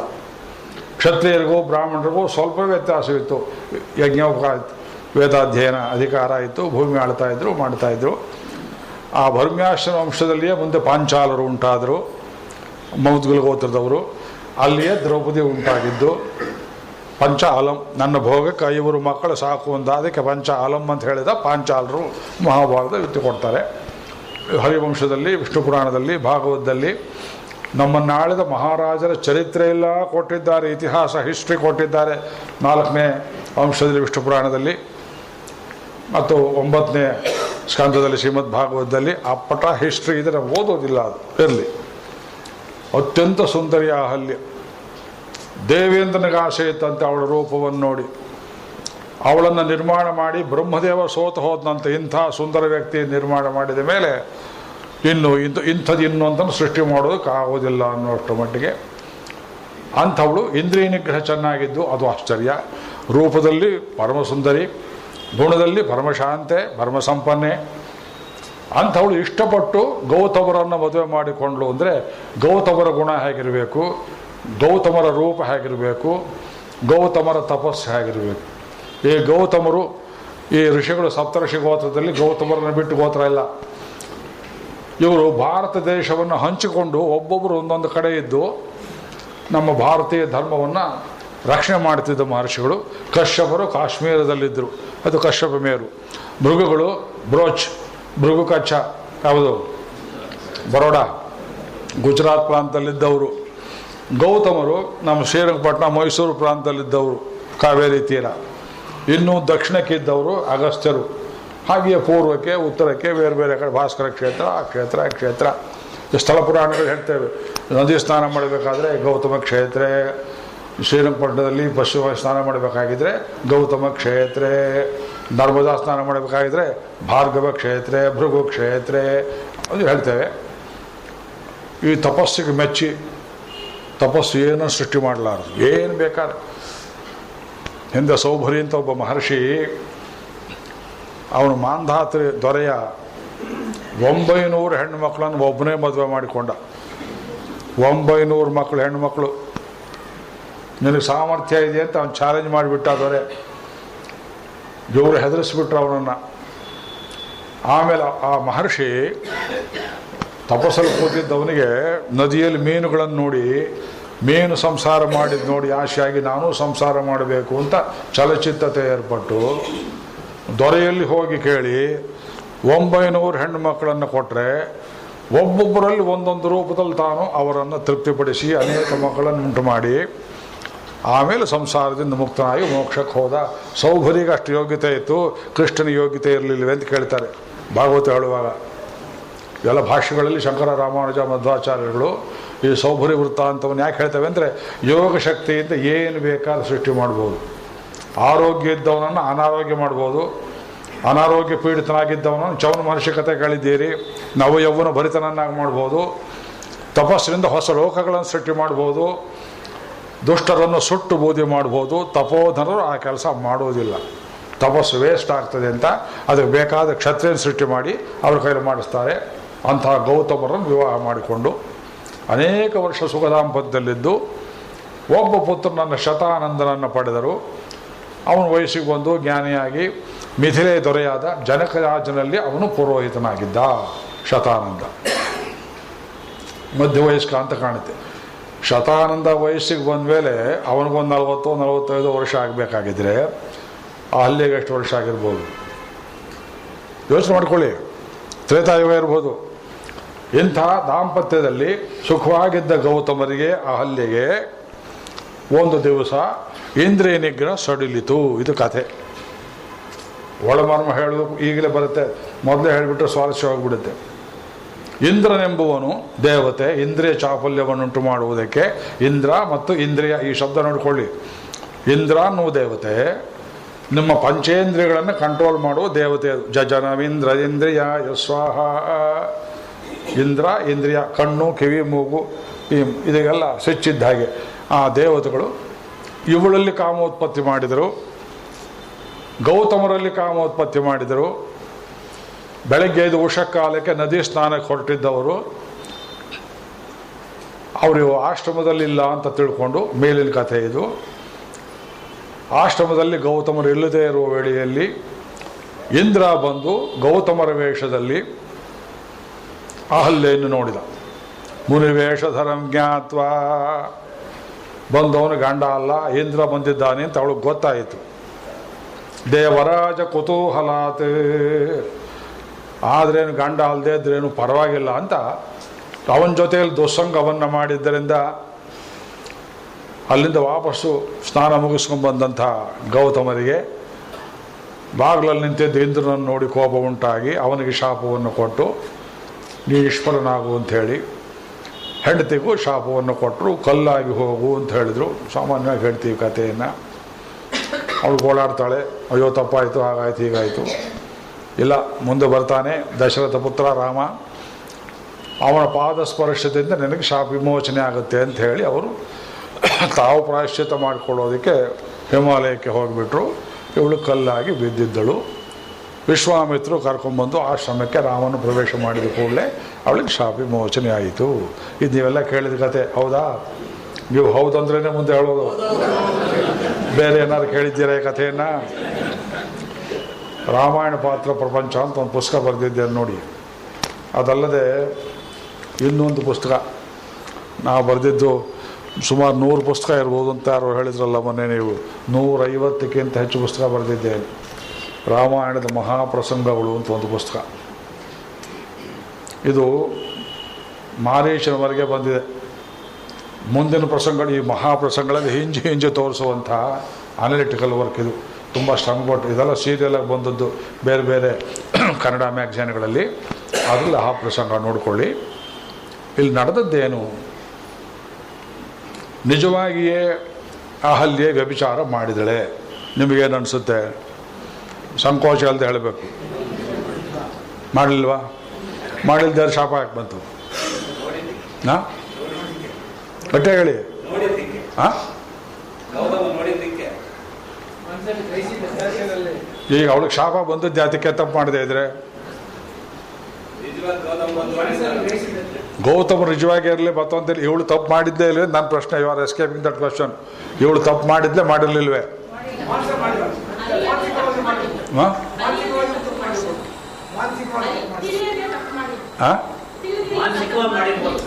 ಅದು ಇದೇನಾಯ್ತು ಅವಳೇನೋ ಹೇಳ್ತಿದ್ದಾರೆ ಹೇಳಿಮ್ಮ ಗಟ್ಟಿಯಾಗಿ. ಏನು ಬಹಳ ವ್ಯತ್ಯಾಸ ಇಲ್ಲ. ಮಾನಸಿಕವಾಗಿ ತಪ್ಪು ಮಾಡಿದ್ರು ಒಂದು ಅದೇ, ತಿಳಿಯದೆ ತಪ್ಪು ಮಾಡಿದ್ರು ತಪ್ಪು ಮಾಡಿದ್ರು ಅಂತ ಒಪ್ಕೊಂಡ್ರಿ. ಇನ್ನು ಯಾರು ಬೇರೆ ಉತ್ತರ ಕೊಡ್ತೀರಾ? ಇದು ನಮ್ಮ lecture method, drawing people into the discussion. ಇಲ್ಲದ್ರೆ ನೀವು ನಿದ್ದೆ ಮಾಡಿಬಿಡ್ತೀರಿ ಅಂತ ಮಧ್ಯೆ ಒಂದು ಕ್ವಶನ್ ಹೋಗಿಯೋದು. ಹೇಳಿ, ಏನಾರು ಹೇಳ್ತೀರಾ? ಇದು ನಡೆದಿದ್ರೆ, ವ್ಯಭಿಚಾರವಾಗಿದ್ದರೆ ವೇದದಲ್ಲಿ ಇಂದ್ರನನ್ನ ಕುರಿತು ಅಹಲ್ಯ ಯೈ ಜಾರ ಯಾಕೆ ಬಂದು ಹೇಳ್ಬೇಕು ನೀವು? ಗೌತಮ ಬ್ರುವಾಣ, ಗೌತಮ ಅಂತ ಹೇಳ್ಕೊಂಡವನೇ, ಅಹಲ್ಯೆಗೆ ಜಾರನಾದವನೇ. ಇದು ಸ್ತುತಿ ರೂಪದಲ್ಲಿ ನಮ್ಮ ತೈತ್ರಿ ಆರಣ್ಯಕದಲ್ಲಿ, ಇದು ಒಂದೇ ಅಲ್ಲ, ಶಾಟ್ಯಾಯನ ಸೂತ್ರಗಳಲ್ಲಿ, ಇನ್ನು ಬೇರೆ ಬೇರೆ ವೇದ ವಿಭಾಗಗಳಲ್ಲಿ ಇಂದ್ರನನ್ನು ಕೊಂಡಾಡುವ ಮಂತ್ರಗಳಲ್ಲಿ ಅಹಲ್ಯಾಯೇ ಜಾರ ಅಂತ ಇದೆ. ವೇದ ಓದಿಲ್ಲದೆ ಇದ್ದವ್ರು ಏನು ಅಪಾರ್ಥ ಮಾಡ್ಬೋದು, ನೀವೆಲ್ಲ ತಿಳ್ಕೊಂಡದ್ದು ಅದೇ ಅರ್ಥ. ಹಾಗಿದ್ದು ನಿಜವಾದ ಅರ್ಥವೇನು? ಆಗಲೇ ಹೇಳಿದ್ನಲ್ಲ, ಕ್ಷೇಮೇಂದ್ರ ಅಂತ ಒಬ್ಬ ಕವಿ, 10ನೇ ಶತಮಾನದವನು, ಕಾಶ್ಮೀರದಲ್ಲಿ ಹುಟ್ಟಿದವನು. ರಾಮಾಯಣ ಮಂಜರಿ ಅಂತ ಒಂದು 4000 ಶ್ಲೋಕದಲ್ಲಿ ಮೂಲದ ವಾಲ್ಮೀಕಿ ರಾಮಾಯಣವನ್ನು ಒಂದು ಚೂರು ಬಿಡದಂತೆ ಅರ್ಥ ಸಮೇತ ಅಲ್ಲಲ್ಲಿಯೇ ಮರ್ಮಗಳನ್ನು ಒಳಗೊಂಡು ಬರೆದಿರುವ ಒಂದು ಅದ್ಭುತವಾದ ಕಾವ್ಯ. ಆ ಮಹಾಭಾರತ ಮಂಜರಿ ಅಂತ ಒಂದು ಬರೆದ, ದಶಾವತಾರ ಚರಿತಂ ಅಂತ ಒಂದು ಬರೆದ. ಇವತ್ತು ಕಾಶ್ಮೀರಕ್ಕೆ ಹೋದರೆ ಇವರೆಲ್ಲ ಇದ್ದರೆ ಅಲ್ಲಿ ನಿಮ್ಗೆ ಆಶ್ಚರ್ಯವಾಗುತ್ತೆ. ಆ ಕ್ಷೇಮೇಂದ್ರ ಸಾಹಿತ್ಯದ ಮೀಮಾಂಸಾ ಗ್ರಂಥಗಳನ್ನು ಬರೆದ. ಕಾಶ್ಮೀರಕ್ಕೆ ಇವತ್ತಿನ ಮುಸಲ್ಮಾನರಿಗೆ ಶೇಖ್ ಅಬ್ದುಲ್ಲಾಗೆ ಏನು ಸಂಬಂಧ ಅಂತ ಕೇಳೋ ಸ್ಥಿತಿ ನಮಗೆ. ಅದನ್ನು ನೋಡ್ಕೋಬೇಕು. ವೇದಾಂತೇಶ್ವರ ಇದು ಪಾದುಕಾಶಾಸ್ತ್ರ, ಇದು ಒಂದು ವ್ಯಾಖ್ಯಾನ. ಇದು ಪಾದುಕಾಶಾಸ್ತ್ರ ಗ್ರಂಥಕ್ಕೆ ಒಂದು ಕನ್ನಡ ವ್ಯಾಖ್ಯಾನ. ನಮ್ಮ ಕುಟುಂಬ ಅವರ ಚಿಕ್ಕ ತಾತ ಸಂಪತ್ತಯ್ಯಂಗಾರನವರು ಕನ್ನಡದಲ್ಲಿ ಮಾಡಿದ್ದು. ಶ್ರೀರಂಗಂ ಶ್ರೀಮದ್ ಆಂಡವನ್ ಪರಂಪರೆಯಲ್ಲಿ ಮೈಸೂರು ಆಂಡವನ್ ಸ್ವಾಮಿಗಳು ಅಂತ ಪ್ರಸಿದ್ಧರಾದವರು, ಅವರೊಂದು ಕನ್ನಡ ವ್ಯಾಖ್ಯಾನ. ತೇರಳಂದೂರು ಆಂಡವನವರು ಅವರು ಸಂಸ್ಕೃತದಲ್ಲಿ ಒಂದು ವ್ಯಾಖ್ಯಾನ. ಅಪ್ಪಯ್ಯ ದೀಕ್ಷಿತರು ಒಂದು ವ್ಯಾಖ್ಯಾನ ಬರೆದಿದ್ದರು. ಆ ವ್ಯಾಖ್ಯಾನ ಈಗ ಇಲ್ಲ. ಯಾರು ಅಪ್ಪಯ್ಯ ದೀಕ್ಷಿತರನ್ನು ಕೊಂಡಾಡಿದ್ರಂತೆ, ಎಂಥ ಕವಿಗಳ್ರಿ ನೀವು ಅಂತ ಅವ್ರು ಹೇಳಿದ್ರಂತೆ. ಇಷ್ಟುದ್ದದ ಕಟ್ಟಿಗೆ ಪಾದಿಕೆ ಮೇಲೆ 1000 ಪದ್ಯ ಬರೆದ್ರಲ್ಲ, ತೂಪುಲ್ ಪಿಳ್ಳಿಯೇ ಪಿಳ್ಳೆ ಅಂದ್ರಂತೆ ಅವರು. ಭಗವಂತನ ಪಾದಿಕೆ ಮೇಲೆ 1000 ಶ್ಲೋಕ, ಒಂದು 2 ಗಂಟೆ, ವಿತಿನ್ 2 hours. ರಾತ್ರಿ ಅವರು ಯೋಗ ನಿದ್ರೆಗೆ ಹೋಗಿ ಬೆಳಗ್ಗೆ ಆನ್ಹಿಕ ಕೇಳುವುದರೊಳಗೆ 1000 ಶ್ಲೋಕ ರಚನೆಯಾಗಿ ಹೋಯಿತು. ವೃತ್ತಿವೀರ್ ಹೇಳ್ತಾರೆ, ವೆಂಕಟೇಶ್ವರ ಕವಿ ಬರೆದಂಥ ಈ ಶ್ಲೋಕ ಹೇಗೆ, ನರ್ತಕಿ ಇವ ಭವತೀಂ ನಿಷೇವ. ಸರಸ್ವತಿ ನಾನಾ ರೂಪಗಳಲ್ಲಿ ಅನೇಕ ಛಂದಸ್ಸುಗಳಲ್ಲಿ ರಾಮನ ಪಾದಿಕೆಯ ಸುತ್ತ ಏನು ನರ್ತನ ಮಾಡಿದಳೋ ಆ ಗೆಜ್ಜೆ ಕಟ್ಟಿಕೊಂಡು ಆ ನರ್ತನ ರೂಪದಲ್ಲಿದೆ 1000 ಶ್ಲೋಕಗಳು. ಅದರಲ್ಲಿ ಪದ್ಧತಿ, ಪರಾಗ ಪದ್ಧತಿ, ನಾದ ಪದ್ಧತಿ, ಶೇಷ ಪದ್ಧತಿ, ದ್ವಂದ್ವ ಪದ್ಧತಿ, ಅಭಿಷೇಕ ಪದ್ಧತಿ, ವೈರಾಗ್ಯ ಪದ್ಧತಿ, ಇಂಥ ಕಾವ್ಯ ಜಗತ್ತಲ್ಲಿಲ್ಲ. ಕಾಂಚನ ಪದ್ಧತಿ, ಒಂದೊಂದು ಪಾದುಕಾಶಾಸ್ತ್ರ ಅನುಭವಿಸ್ಬೇಕು ನೀವು. ಅದರಲ್ಲಿ ಒಂದು ಕೆಲವು ಶ್ಲೋಕ 1-2-3 ಇದರಲ್ಲಿ ಆ ವಿವರಣೆಗಳನ್ನು ತಗೊಂಡು ಇಲ್ಲಿ ಕೊಟ್ಟಿದ್ದೇನೆ. ಇಲ್ಲಿ ನೋಡಿ, ಮೂಲದಲ್ಲಿ ವಾಲ್ಮೀಕಿ ಇದ್ದದ್ದಕ್ಕೆ ನಾವು ಬಿಟ್ಟು ಹೋಗಬಾರ್ದು. ಈಗ ಮತ್ತೆ ಶುರು ಮಾಡ್ತೇನೆ, ಸ್ವಲ್ಪ ಗಮನ ಕೇಳಿ. ಇದು ಅಹಲ್ಯ ಪ್ರಪತ್ತಿ ಅಂತ ಇಟ್ಕೋಬೇಕು. ಇದನ್ನು ಪ್ರಶ್ನೆ ಕೇಳಿದ ಹೊರತು ನಿಮಗೆ ಇದೇನು ಮರ್ಮ ಗೊತ್ತಾಗೋಲ್ಲ. ಅಹಲ್ಯೆ ಮೊದಲನೇ ಪ್ರಶ್ನೆ, ನಿಜವಾಗಿ ಕಲ್ಲಾಗಿದ್ದಳೆ ಇರಲಿಲ್ಲವೇ? ಮತ್ತೇನಾಗಿದ್ಲು? ಗಾಳಿ ಅಂತ ಹೇಳಿಲ್ವಲ್ಲ. ಪದ್ಮಪುರಾಣದಲ್ಲಿ ಕಲ್ಲಾಗಿದ್ದಳು ಅಂತ ಹೇಳಿದ್ದಾರೆ, ಅಧ್ಯಾತ್ಮ ರಾಮಾಯಣದಲ್ಲಿ ಕಲ್ಲಾಗಿದ್ದಳು ಅಂತ ಹೇಳಿದ್ದಾರೆ, ವೇದಾಂತ ದೇಶಕರು ಕಲ್ಲಾಗಿದ್ದಳು ಅಂತಲೇ ಹೇಳಿದ್ದಾರೆ. ನಮಸ್ತಸ್ಮೈ ಕಸ್ಮೈಚನ ಭವತು ನಿಷ್ಕಿಂಚನ ಧಿಯ ಸ್ವಯಂ ರಕ್ಷಾ ದೀಕ್ಷಾ ಸಮಧಿಕ ಸಮಿಂಧಾನ ಯಜಸೆ ಸುರಾಧೀಶ ಸ್ವಯರಕ್ಷಣ ಕುಪಿತ ಶಾಪಾವಿಧವಧೂ ದೃಶತ್ತ ದುರ್ಜಾತ ಪ್ರಶಮನ ಪದಾಂಭೋಜ ರಜಸೆ. ಇದು ಸಂಕಲ್ಪ ಸೂರ್ಯೋದಯಲ್ಲಿ ಒಂದು ಶ್ಲೋಕ. ಅಯೋಧ್ಯೆಯನ್ನು ಕೊಂಡಾಡುವಾಗ ಆಚಾರ್ಯರು ರಾಮನಿಗೆ ನಮಸ್ಕಾರ, ಇದ್ರಲ್ಲಿ ರಾಮ ಅಂತ ಹೆಸರೇ ಬಂದಿಲ್ಲ. ನಮಸ್ತಸ್ಮೈ ಕಸ್ಮೈ ಚನ ಭವತು, ನಮಸ್ಕಾರವಿರಲಿ ನಮಃ ಯಾರಿಗೆ, ಯಾರಿಗೋ ಒಬ್ಬನಿಗೆ ಅಂದರು. ನಮಸ್ತಸ್ಮೈ ಕಸ್ಮೈ ಚನ ಭವತು. ಒಂದು ಅಡ್ರೆಸ್ ಬರೆಯುವಾಗ to whomsoever it concerns ಅಂತ ನೀವು ಕಾರ್ಡಲ್ಲಿ ಬರೆದ್ರೆ ಹೋಗುತ್ತೆ ನೋಡ್ರಿ. ಇಲ್ಲ, ಇದು ಪೋಸ್ಟ್ ಮ್ಯಾನ್ ಎಷ್ಟು ಕೇರ್ಫುಲ್ ಆಗಿರಬೇಕು ಅಂದರೆ ಅಡ್ರೆಸ್ ನೋಡಿ ಇದು ಇವನಿಗೇ ಸೇರುತ್ತೆ ಅಂತ ಕೊಡಬೇಕು. ನಮಸ್ತಸ್ಮೈ ಶ್ಲೋಕ ಓದೋಕೆ ಎಷ್ಟು ಕಟ್ಟಬೇಕು ನೋಡಿ, ಇಟ್ಕೊಳ್ಳೋಕೆ ಯಾವಾಗ ಬೇಕು. ನಮಸ್ತಸ್ಮೈ ಕಸ್ಮೈ ಚನ ಭವತು ನಿಷ್ಕಿಂಚನ ಧಿಯ. ಯಾರು ನಿಷ್ಕಿಂಚನರೋ, ನನ್ನ ಉದ್ಧಾರಕ್ಕೆ ದಾರಿ ಇಲ್ಲ ಅಂತ ಹೇಳ್ತಾರೆಯೋ, ಸ್ವಯಂ ರಕ್ಷಾ ದೀಕ್ಷಾ ಸಮಧಿಕ ಸಮಿಂಧಾನ ಯಶಸೆ. ಉದ್ಧಾರಕ್ಕೆ ದಾರಿ ಇಲ್ಲ ಅಂತ ಓಡಾಡೋರಿಗೆ ನಾನಿದ್ದೇನೆ ನಾನಿದ್ದೇನೆ ಅಂತ ಕೈಗೆ ದೀಕ್ಷೆ ಕಟ್ಕೊಂಡು ಅವರವ್ರು ಇರೋ ಜಾಗಕ್ಕೆ ಹೋಗಿ ಆಶ್ರಮಕ್ಕೆ ಹೋಗಿ ಮೇಲೆ ಕೆತ್ತಾನಲ್ಲ ಅವನಿಗೆ. ಕಸ್ಮೈ ಚನ ಭವತು ನಿಷ್ಕಿಂಚನ ಧಿಯ ಸ್ವಯಂ ರಕ್ಷಾ ದೀಕ್ಷಾ ಸಮಧಿಕ ಸಮಿಂಧಾನ ಯಶಸೆ. ಕೇಳು, ಕಾಪಾಡು ಅಂತ ಕೇಳೋಕೆ ಮುಂಚೆನೆ ಹೋಗಿ ಮೇಲೆ ಕೆತ್ತದ್ರಿಂದ ಅವನ ಕೀರ್ತಿ ಕಡಿಮೆ ಆಯಿತೆ ಅಂದರೆ ಸಮಧಿಕ ಸಮಿಂಧಾನ ಯಶಸ್ಸೇ, ಕೀರ್ತಿ ಹೆಚ್ಚಾಗುತ್ತೆ ಭಗವಂತನಿಗೆ. ಅರ್ಜಿ ಹಾಕೋದಕ್ಕೆ ಮುಂಚೆನೇ ಸ್ಯಾಂಕ್ಷನ್ನು. ಮನಸ್ಸಲ್ಲಿ ಬಂತೋ ಬರಲಿಲ್ವೋ ಅಲ್ರಿ, ಕಲ್ಲಾಗಿ ಬಿದ್ದಿದ್ದವಳಿಗೆ ನನಗೆ ಮೋಕ್ಷ ಕೊಡು ಅಂತ ಅನುಷ್ಠಾನ ಮಾಡೋಕೆ ಯಾವ ಗುರು ಬರ್ತಾನ್ರಿ? ಅವಳಿಗೆ ಬಾಯಿ ಇದೆಯೇ, ಕಣ್ಣಿದೆಯೇ, ಹೃದಯ ಇದೆಯೇ? ನಾವೆಲ್ಲ ಅಲ್ಲಿ ಅಂತಿಲ್ವೇ ನೋಡಿ ಯೋಚನೆ ಮಾಡಿ. ಜಡ ವಸ್ತುಗಳಿಗಿಂತ ಕಡೆಯಾಗಿದ್ದೇವೆ ನಾವು. ಚೈತನ್ಯ ಅಂತಿದ್ರು ಶರೀರ ಹೇಗಿದೆ, ಜಡ ಜಡ ಜಡ. ತಿನ್ನಬಾರದು ತಿಂತೇವೆ, ಮಾಡಬಾರ್ದು ಮಾಡ್ತೇವೆ, ಚಿಂತನೆ ಮಾಡಬಾರ್ದು ಮಾಡ್ತೇವೆ. ಜಡ ವಸ್ತುಗಳಿಗಿಂತ ಕಡೆಯಾಗಿದ್ದೇವೆ. ನಮ್ಗೆ ಮೋಕ್ಷಕ್ಕೆ ದಾರಿ ಯಾವುದು? ಅವನೇ ಹುಡ್ಕೊಂಬರ್ತಾನೆ. ಸ್ವಯಂ ರಕ್ಷಾ ದೀಕ್ಷಾ ಸಮಧಿಕ ಸಮಿಂಧಾನ ಯಶಸ್ಸೆ. ಉದಾಹರಣೆ, ಸುರಾಧೀಶ ಸ್ವೈರಕ್ಷಣ ಕುಪಿತ. ಸುರಾಧೀಶ ದೇವೇಂದ್ರ, ಸ್ವೈರಕ್ಷಣ ಕುಪಿತ. ಇಂದ್ರ ಮಾಡಿದ್ದು ಸ್ವೈರಾಚಾರ, ಒಂದು ಕ್ಷಣದಲ್ಲಿ ಮಾಡಿದ ತಪ್ಪು. ಒಂದೇ ಒಂದು ಕ್ಷಣದಲ್ಲಿ ಅಹಲ್ಯೆ ಮತ್ತು ಇಂದ್ರ ಕೂಡಿದರು. ಸುರಾಧೀಶ ಸ್ವೈರಕ್ಷಣ ಕುಪಿತ ಶಾಪಾಯುಧವಧೂ. ಶಾಪಾಯುಧ ಅಂದ್ರೆ ಗೌತಮರು. ಬ್ರಾಹ್ಮಣನಿಗೆ ಶಾಪಾಯುಧರು ಅಂತ ಹೇಳ್ತಾರೆ. ಬ್ರಾಹ್ಮಣನಿಗೆ ಕತ್ತಿ ಗಿತ್ತಿ ಗುರಾಣಿ ಆಯುಧವಲ್ಲ, ಶಾಪವೇ ಆಯುಧ. ಶಾಪಾದಪಿ ಶರಾದಪಿ. ಶಾಪ ಆಯುಧವಧೂ ದೃಶತ್ತ ದುರ್ಜಾತ. ದೃಶತ್ ಅಂದ್ರೆ ಕಲ್ಲು. ಅಹಲ್ಯೆ ಗೌತಮ ಪತ್ನಿ ಕಲ್ಲಾಗಿದ್ದಲ್ಲ, ದೃಶತ್ತ ದುರ್ಜಾತ. ಹಾಗೊಂದು ಜನ್ಮ ಉಂಟೆ. ನಾಯಿ ಕೋಳಿ ಬೆಕ್ಕಾದರೂ ಪರವಾಗಿಲ್ಲ, ಕಲ್ಲಾಗಿ ಹುಟ್ಟಿದ್ರೆ ಮಾಡೋದು. ದುರ್ಜಾತ ಪ್ರಶಮನ. ಆ ದುರ್ಜನ್ಮವನ್ನು ಪ್ರಶಮನ ಮಾಡು. ಪದಾಂಭೋಜ ರಜಸೇ. ಯಾವನ ಪಾದಾಂಭೋಜದಲ್ಲಿ ಅಂಥ ಧೂಳಿತ್ತೋ, ಕಲ್ಲನ್ನು ಮನುಷ್ಯ ಮಾಡುವ ಶಕ್ತಿ ಇತ್ತೋ ಅಂಥವ್ನು ನಮಸ್ತಸ್ಮೈ ಕಸ್ಮೈ ಚನ ಭವತು.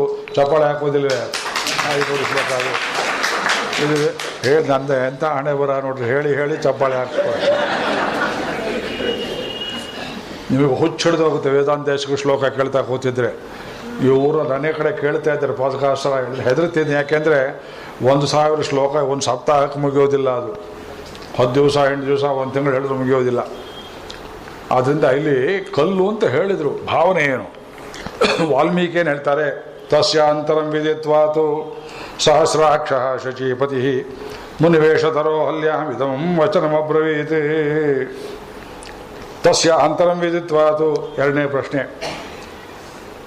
ಅಹಲ್ಯೆಗೆ ದುರ್ಬುದ್ಧಿ ಉಂಟಾಯಿತು, ಗೌತಮರಿಗೆ ದುರ್ಬುದ್ಧಿ ಉಂಟಾಯಿತು, ಇಂದ್ರನಿಗೆ ದುರ್ಬುದ್ಧಿ ಉಂಟಾಯಿತು. ಇಂದ್ರ ಎಲ್ಲಿದ್ದ? ಮುನಿವೇಶಧರಂ. ನಡೆದಿದ್ದಿಷ್ಟೇ ಬೀಚ್ ಹೇಳ್ಬಿಡ್ತೀನಿ, ಟೈಮ್ ಇಲ್ಲ, ಲೆಕ್ಚರ್ ಮುಗಿಸ್ಬೇಕು. ನಾನು ಆ ಗಡಿಯಾರ ನೋಡ್ತಾ ಇದ್ದೆ, ನನ್ನ ಗಡಿಯಾರ ನೋಡ್ತಾ ಇಲ್ಲ. ಅದ್ರ ಪ್ರಕಾರ ಇನ್ನೊಂದು 5-10 ನಿಮಿಷ ಇದೆ. ಉಷಕಾಲಕ್ಕೆ ಎದ್ದವರು ನೀವು ನೋಡಿಕೊಂಡ್ರೆ ಆ ಗಡಿಯಾರ ಭಾಳ ಸಂತೋಷ.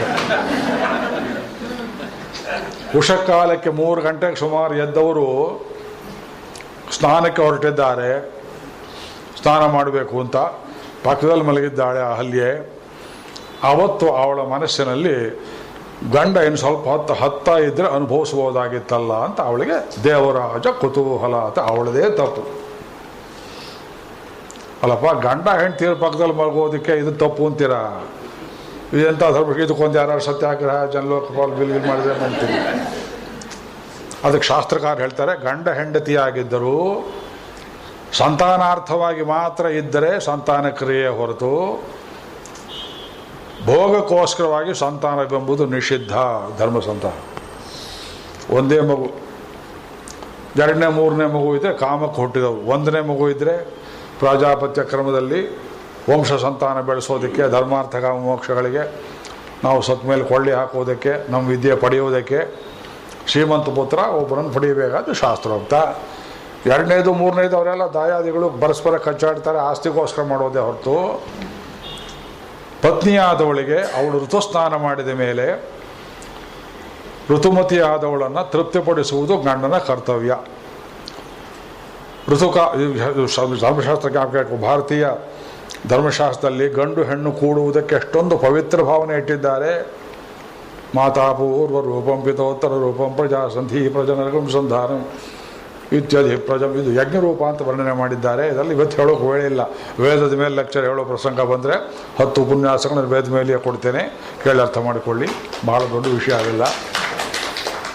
ಆದ್ದರಿಂದ ಆ ಹೊತ್ತಿನಲ್ಲಿ ಪತ್ನಿಯನ್ನು ತೃಪ್ತಿಪಡಿಸದೇ ಇದ್ದರೆ ಪತಿಗೆ ಪಾಪ ಬರ್ತದೆ, ನರಕಕ್ಕೆ ಹೋಗ್ತಾನೆ ಅಂತ ಹೇಳ್ತಾರೆ.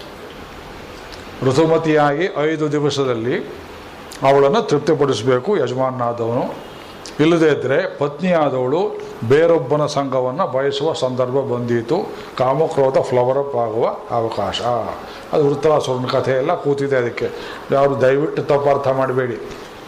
ಪುರುಷ ಪ್ರಕೃತಿ ಇದನ್ನು ಸೃಷ್ಟಿ ಮಾಡಿದ ಭಗವಂತ ಲೋಕವನ್ನು ತುಂಬುವುದಕ್ಕೆ ಸತ್ಸಂತಾನಕ್ಕೋಸ್ಕರವಾಗಿ ಇದನ್ನೆಲ್ಲ ಮಾಡಿದ್ದಾನೆ.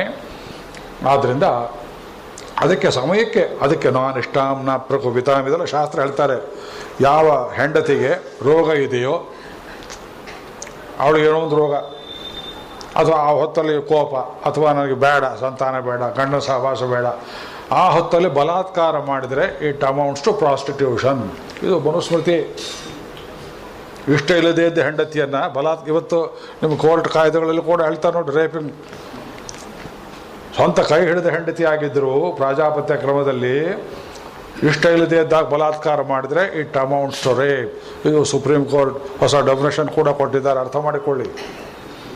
ಇದು ಅವಳಲ್ಲಿ ಆಸೆ ಉಂಟಾಯಿತು. ತಸ್ಯಾಂತರಂ ವಿದಿತ್ವಾತು ಸಹಸ್ರಾಕ್ಷಂ. ಅವಳು ಆ ಕಡೆ ಹೊರಟು ಕೂಡ ಅವ್ರಿಗೇನಾಯಿತು, ಅವಳು ಇನ್ನೂ ಸ್ವಲ್ಪ ಹೊತ್ತಿರುವಂತೆ ಉತ್ತರೇ ಹಿಡಿದು ಎಳಿತಾ ಇದ್ಲು. ಏನು ಕಚ್ಚಿ ಅಷ್ಟು ದೂರ ಹೊರಟ್ರಲ್ಲ, ಅವರ ಮೇಲೆ ಇಂದ್ರಾವಾಹನೆ ಆಯಿತು. ಆಶ್ರಮದೊಳಗೆ ಅವರೇ ವಾಪಸ್ ಬಂದರು. ಮುನಿವೇಷದಲ್ಲಿ ಇಂದ್ರ ಇದ್ದ ಅಂದ್ರೆ ಅದರ್ಥ. ದೇವತೆಗಳಿಗೆ ಸ್ವಂತ ಶರೀರವಿಲ್ಲ, ಜ್ಞಾಪಕ ಇಟ್ಕೊಳ್ಳಿ. ಪರೋಕ್ಷ ಪ್ರಿಯಾಯಿ ವಹಿದೇವಾ. ದೇವತೆಗಳು ಮನುಷ್ಯನ ಮೇಲೆ ಆವಾಹನ ಆಗಿಯೇ ಕೆಲಸ ಮಾಡ್ತಾರೆ, ಸ್ವಂತ ಶರೀರ ಅವರಿಗಿಲ್ಲ. ಇದು ವೇದೋಕ್ತವಾದ ಪ್ರಕ್ರಿಯೆ. ನಿಜ, ಒಂದು ದಿವಸ ಊಟ ಮಾಡ್ತಿರ್ತಾನೆ ಯಜಮಾನ, ರಾತ್ರಿ ಹೊತ್ತಾಗಿರುತ್ತೆ, ಅಲ್ಲೋ ಹೆಂಡತಿ ಪಾಪ ಅಡುಗೆ ಮಾಡಿರ್ತಾಳೆ, ರಾತ್ರಿ ಒಂದು ಚಪಾತಿ ತಿಂತಾರೆ. ಅವರು ಸಕ್ಕರೆ ರೋಗ ಇರೋರು, ಅದಕ್ಕೆ ಏನೋ ಒಂದು ಪಲ್ಯ ಗಲ್ಯ ಬೇಕು ಏನೋ ಮಾಡಿಟ್ಟಿರ್ತಾರೆ. ಅವತ್ತು ಬಂದವರು ಅಯ್ಯೋ ಒಂದೇ ಮಾಡಿದ್ದೇನು ಚಪಾತಿ, ಯಾಕೆ ನೀವು ಒಂದೇ ತಿಂತಿದ್ರಲ್ಲ, ಇವತ್ತು ನನಗೆ 10 ಚಪಾತಿ ಬೇಕು ಅಂದರು. ಯಾಕೆ ಭೂತ ಮೆಟ್ಕೊಂಡಿದೆಯೇ ಅಂತ ಕೇಳೋ ಹಾಗೆ ಒಂದು ಯೋಚನೆ ಮಾಡಿ. ಯಾವತ್ತೂ ಬರದೇ ಇದ್ದ ಮಾತು ಗಂಡನ ಬಾಯಲ್ಲಿ ಬಂದರೆ, ಯಾವತ್ತೂ ನಡೆಯದೇ ಇದ್ದ ರೀತಿಯಲ್ಲಿ ಅವನು ನಡ್ಕೊಂಡ್ರೆ ಏನೋ ಆವಾಹನೆ ಆಗಿದೆ ಅನ್ನೋ ಹಾಗೆ ವಾಪಸ್ಸು ಬಂದವರು ಗೌತಮರ ವೇಷದಲ್ಲಿಯೇ ಇರುವ ಇಂದ್ರ ಅಂತ ಮೊದಲು ಗೊತ್ತಾಗಲಿಲ್ಲ. ಸ್ನಾನಕ್ಕೆ ಹೋದವರು ಯಜಮಾನರು ವಾಪಸ್ ಬಂದರಲ್ಲ ಅಂತ ನೋಡ್ತಾಳೆ. ಅವ್ರು ನಗ್ತಾ ಇದ್ದಾರೆ ಹುಚ್ಚಾಗಿ ಪೆದ್ದಾಗಿ. ನಮ್ಮ ಯಜಮಾನ್ರು ಹೀಗೆ ನಗೋರಲ್ವಲ್ಲ, ಏನಾಯಿತು? ಅವ್ರ ಬಾಯಲ್ಲಿ ಒಂದು ಕೆಟ್ಟ ಮಾತು ಬಂತು. ಋತುಕಾಲಂ ಪ್ರತೀಕ್ಷಂತೆ ನಾರ್ಥಿನಃ ಸುಸಮಾಹಿತೆ. ವಾಲ್ಮೀಕಿ, ಹೇ ಸುಸಮಾಹಿತೆ, ಒಳ್ಳೆ ರೂಪ ಸುಂದರಿ ಗುಣವಂತೆಯೇ, ಅರ್ಥಿನಃ ಕಾಮಾರ್ಥಿಗಳು, ಕಾಮ ಪೂರೈಕೆ ಬೇಕು ಅನ್ನೋರು ಪತ್ನಿ ಜೊತೆಯಲ್ಲಿ ಕೂಡುವಾಗ ಋತುಕಾಲವೇ ಆಗಬೇಕು ಅಂತ ನಿಯಮ ಇಲ್ಲ ಅಂದರು. ಹೋಯ್ತು ನೋಡಿ, ಋತುಕಾಲದಲ್ಲಿ ಮಾತ್ರ ಸಂಗಮ ಅನ್ನುವ ಋಷಿಗಳ ನಿಯಮವನ್ನು ಮೀರಿ ಇದು ಬಾಯಿಲು ಬಂದ ಮೇಲೆ ಇದು ಇಂದ್ರ ಹೇಳಿದ್ದು ಅಂತ ಅರ್ಥವಾಗಿ ತಿಳಿದರು. ಮುನಿವೇಶ ಧರ್ಮ್ಯಾತ್ವಾ. ವಾಲ್ಮೀಕಿ, ಅವಳು ಒಡಂಬಟ್ಲು, ಅಕಾರ್ಯಕ್ಕೆ ಒಡಂಬಟ್ಳು. ಇವಳದು ಮುಕ್ಕಾಲು ತಪ್ಪು, ಅವ್ರದ್ದು ಕಾಲು ತಪ್ಪು. ಅವ್ರ ಮೇಲೆ ಇಂದ್ರ ಬಂದಿದ್ದ, ಇವಳಿಗೆ ದೇವರಾಜ ಕುತೂಹಲಾತ್. ಆಮೇಲೆ ಕೆಲಸ ಮುಗಿದ ಮೇಲೆ ಇಂದ್ರ ಆವಾಹನೆ ಹೋಯಿತು. ಅಯ್ಯೋ ನಾನೇನು ತಪ್ಪು ಮಾಡಿಬಿಟ್ಟೆ, ಅವಳಿಗೆ ಬಯಸಿದ್ದಲ್ಲ ಅಂತ ತಾವು ಘೋರ ಪ್ರಾಯಶ್ಚಿತ್ತ ಮಾಡಿಕೊಂಡು ಹಿಮಾಲಯ ಪರ್ವತಕ್ಕೆ ಹೋದರು. ಇವಳಿಂದ ಹೀಗಾಯ್ತಲ್ಲ ಅಂತ ಅವಳಿಗೆ ಶಾಪವನ್ನು ಕೊಟ್ಟರು. ಏನು ಶಾಪ ಕೊಟ್ಟರು? ನೀನು ಈ ಆಶ್ರಮದಲ್ಲಿಯೇ ಬಿದ್ದರು, ಯಾರ ಕಣ್ಣಿಗೂ ನೀನು ಕೇಳಬೇಡ. ದೇವದಾನವ ದುರ್ದರ್ಶಂ ತಪೋಬಲ ಸಮನ್ವಿತಂ ತೀರ್ಥೋದಕ ಪರಿಕ್ಲಿನ್ನಂ ದೀಪ್ಯಮಾನಮಿವಾಲಂ.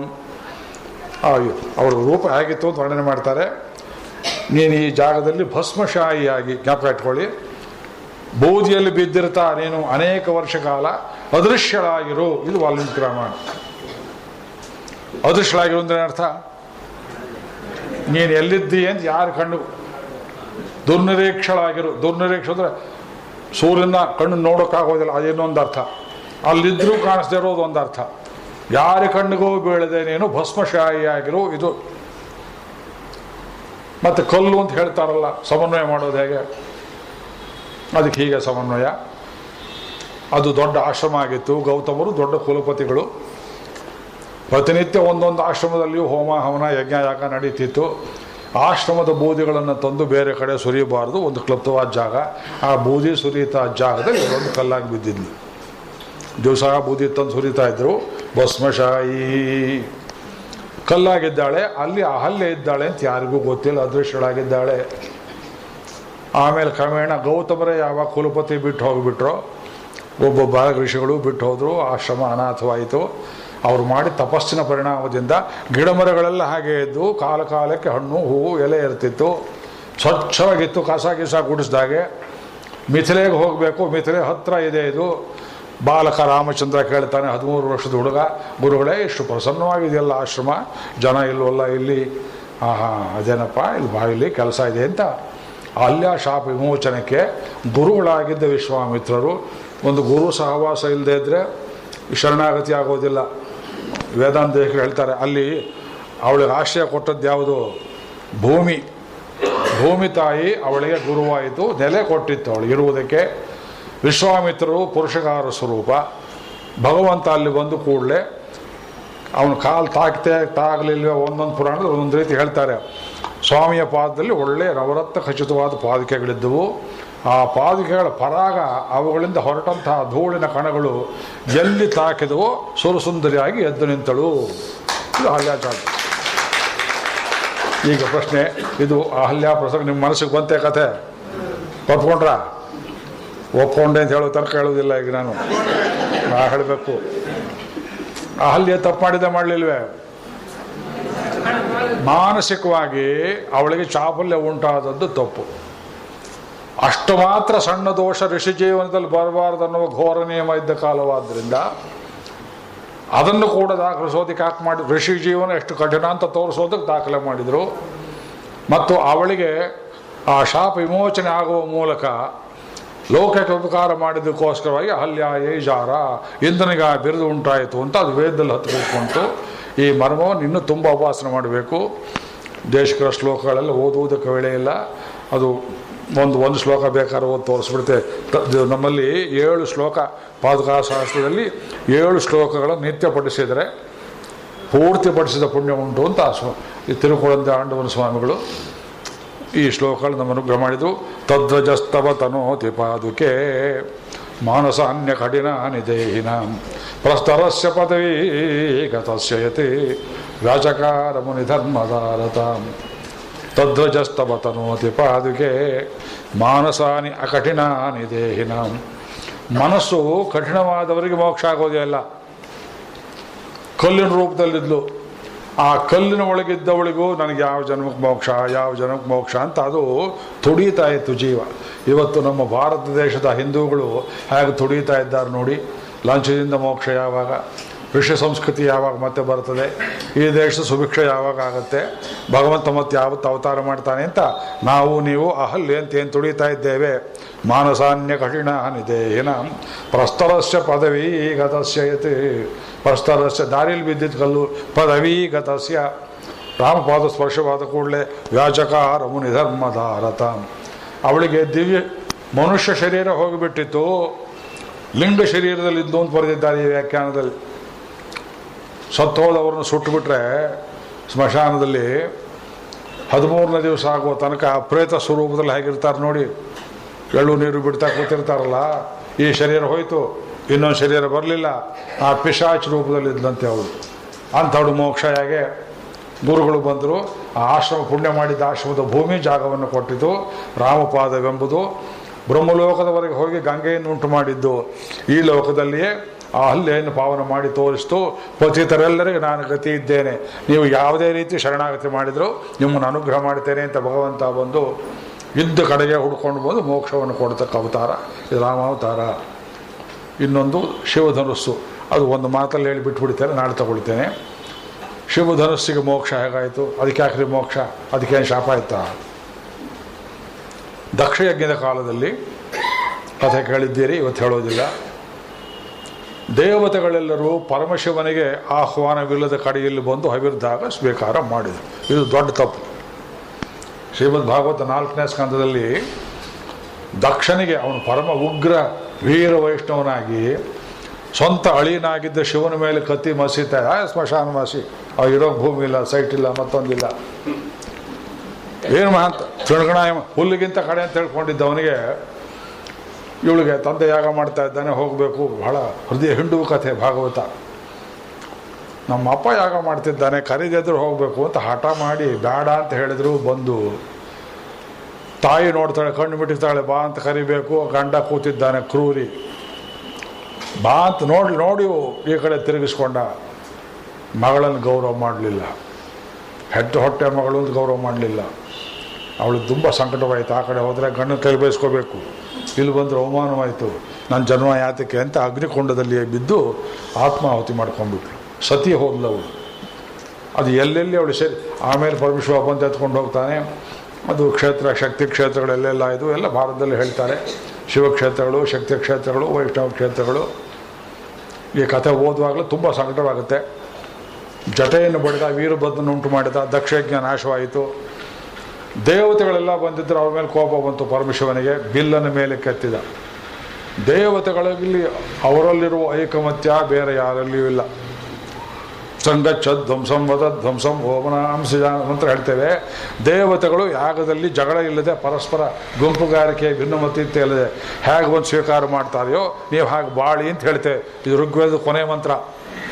ದೇವತೆಗಳಲ್ಲೇ ಜಗಳ ಬಂದಾಗ ಆಯ್ತಲ್ಲ, ಈಗ ಅವರೆಲ್ಲ ಒಂದು ಪಾರ್ಟಿ ಆ ಶಿವನಿಗೆ ಜಾಗ ಕೊಡದೆ ಅಂತ ನಾನು ಬರೋದಿಲ್ಲ ಅಂತ ಹೇಳೋದು ಬಿಟ್ಟು ಯಾಕಂದ್ರೆ ಬಂದರೆ ಈಗ ಸಂಹಾರ ಮಾಡ್ತೀನಿ ಅಂತ ಬಿಲ್ ಎತ್ತಿಬಿಟ್ಟ ಪರಮಶಿವ.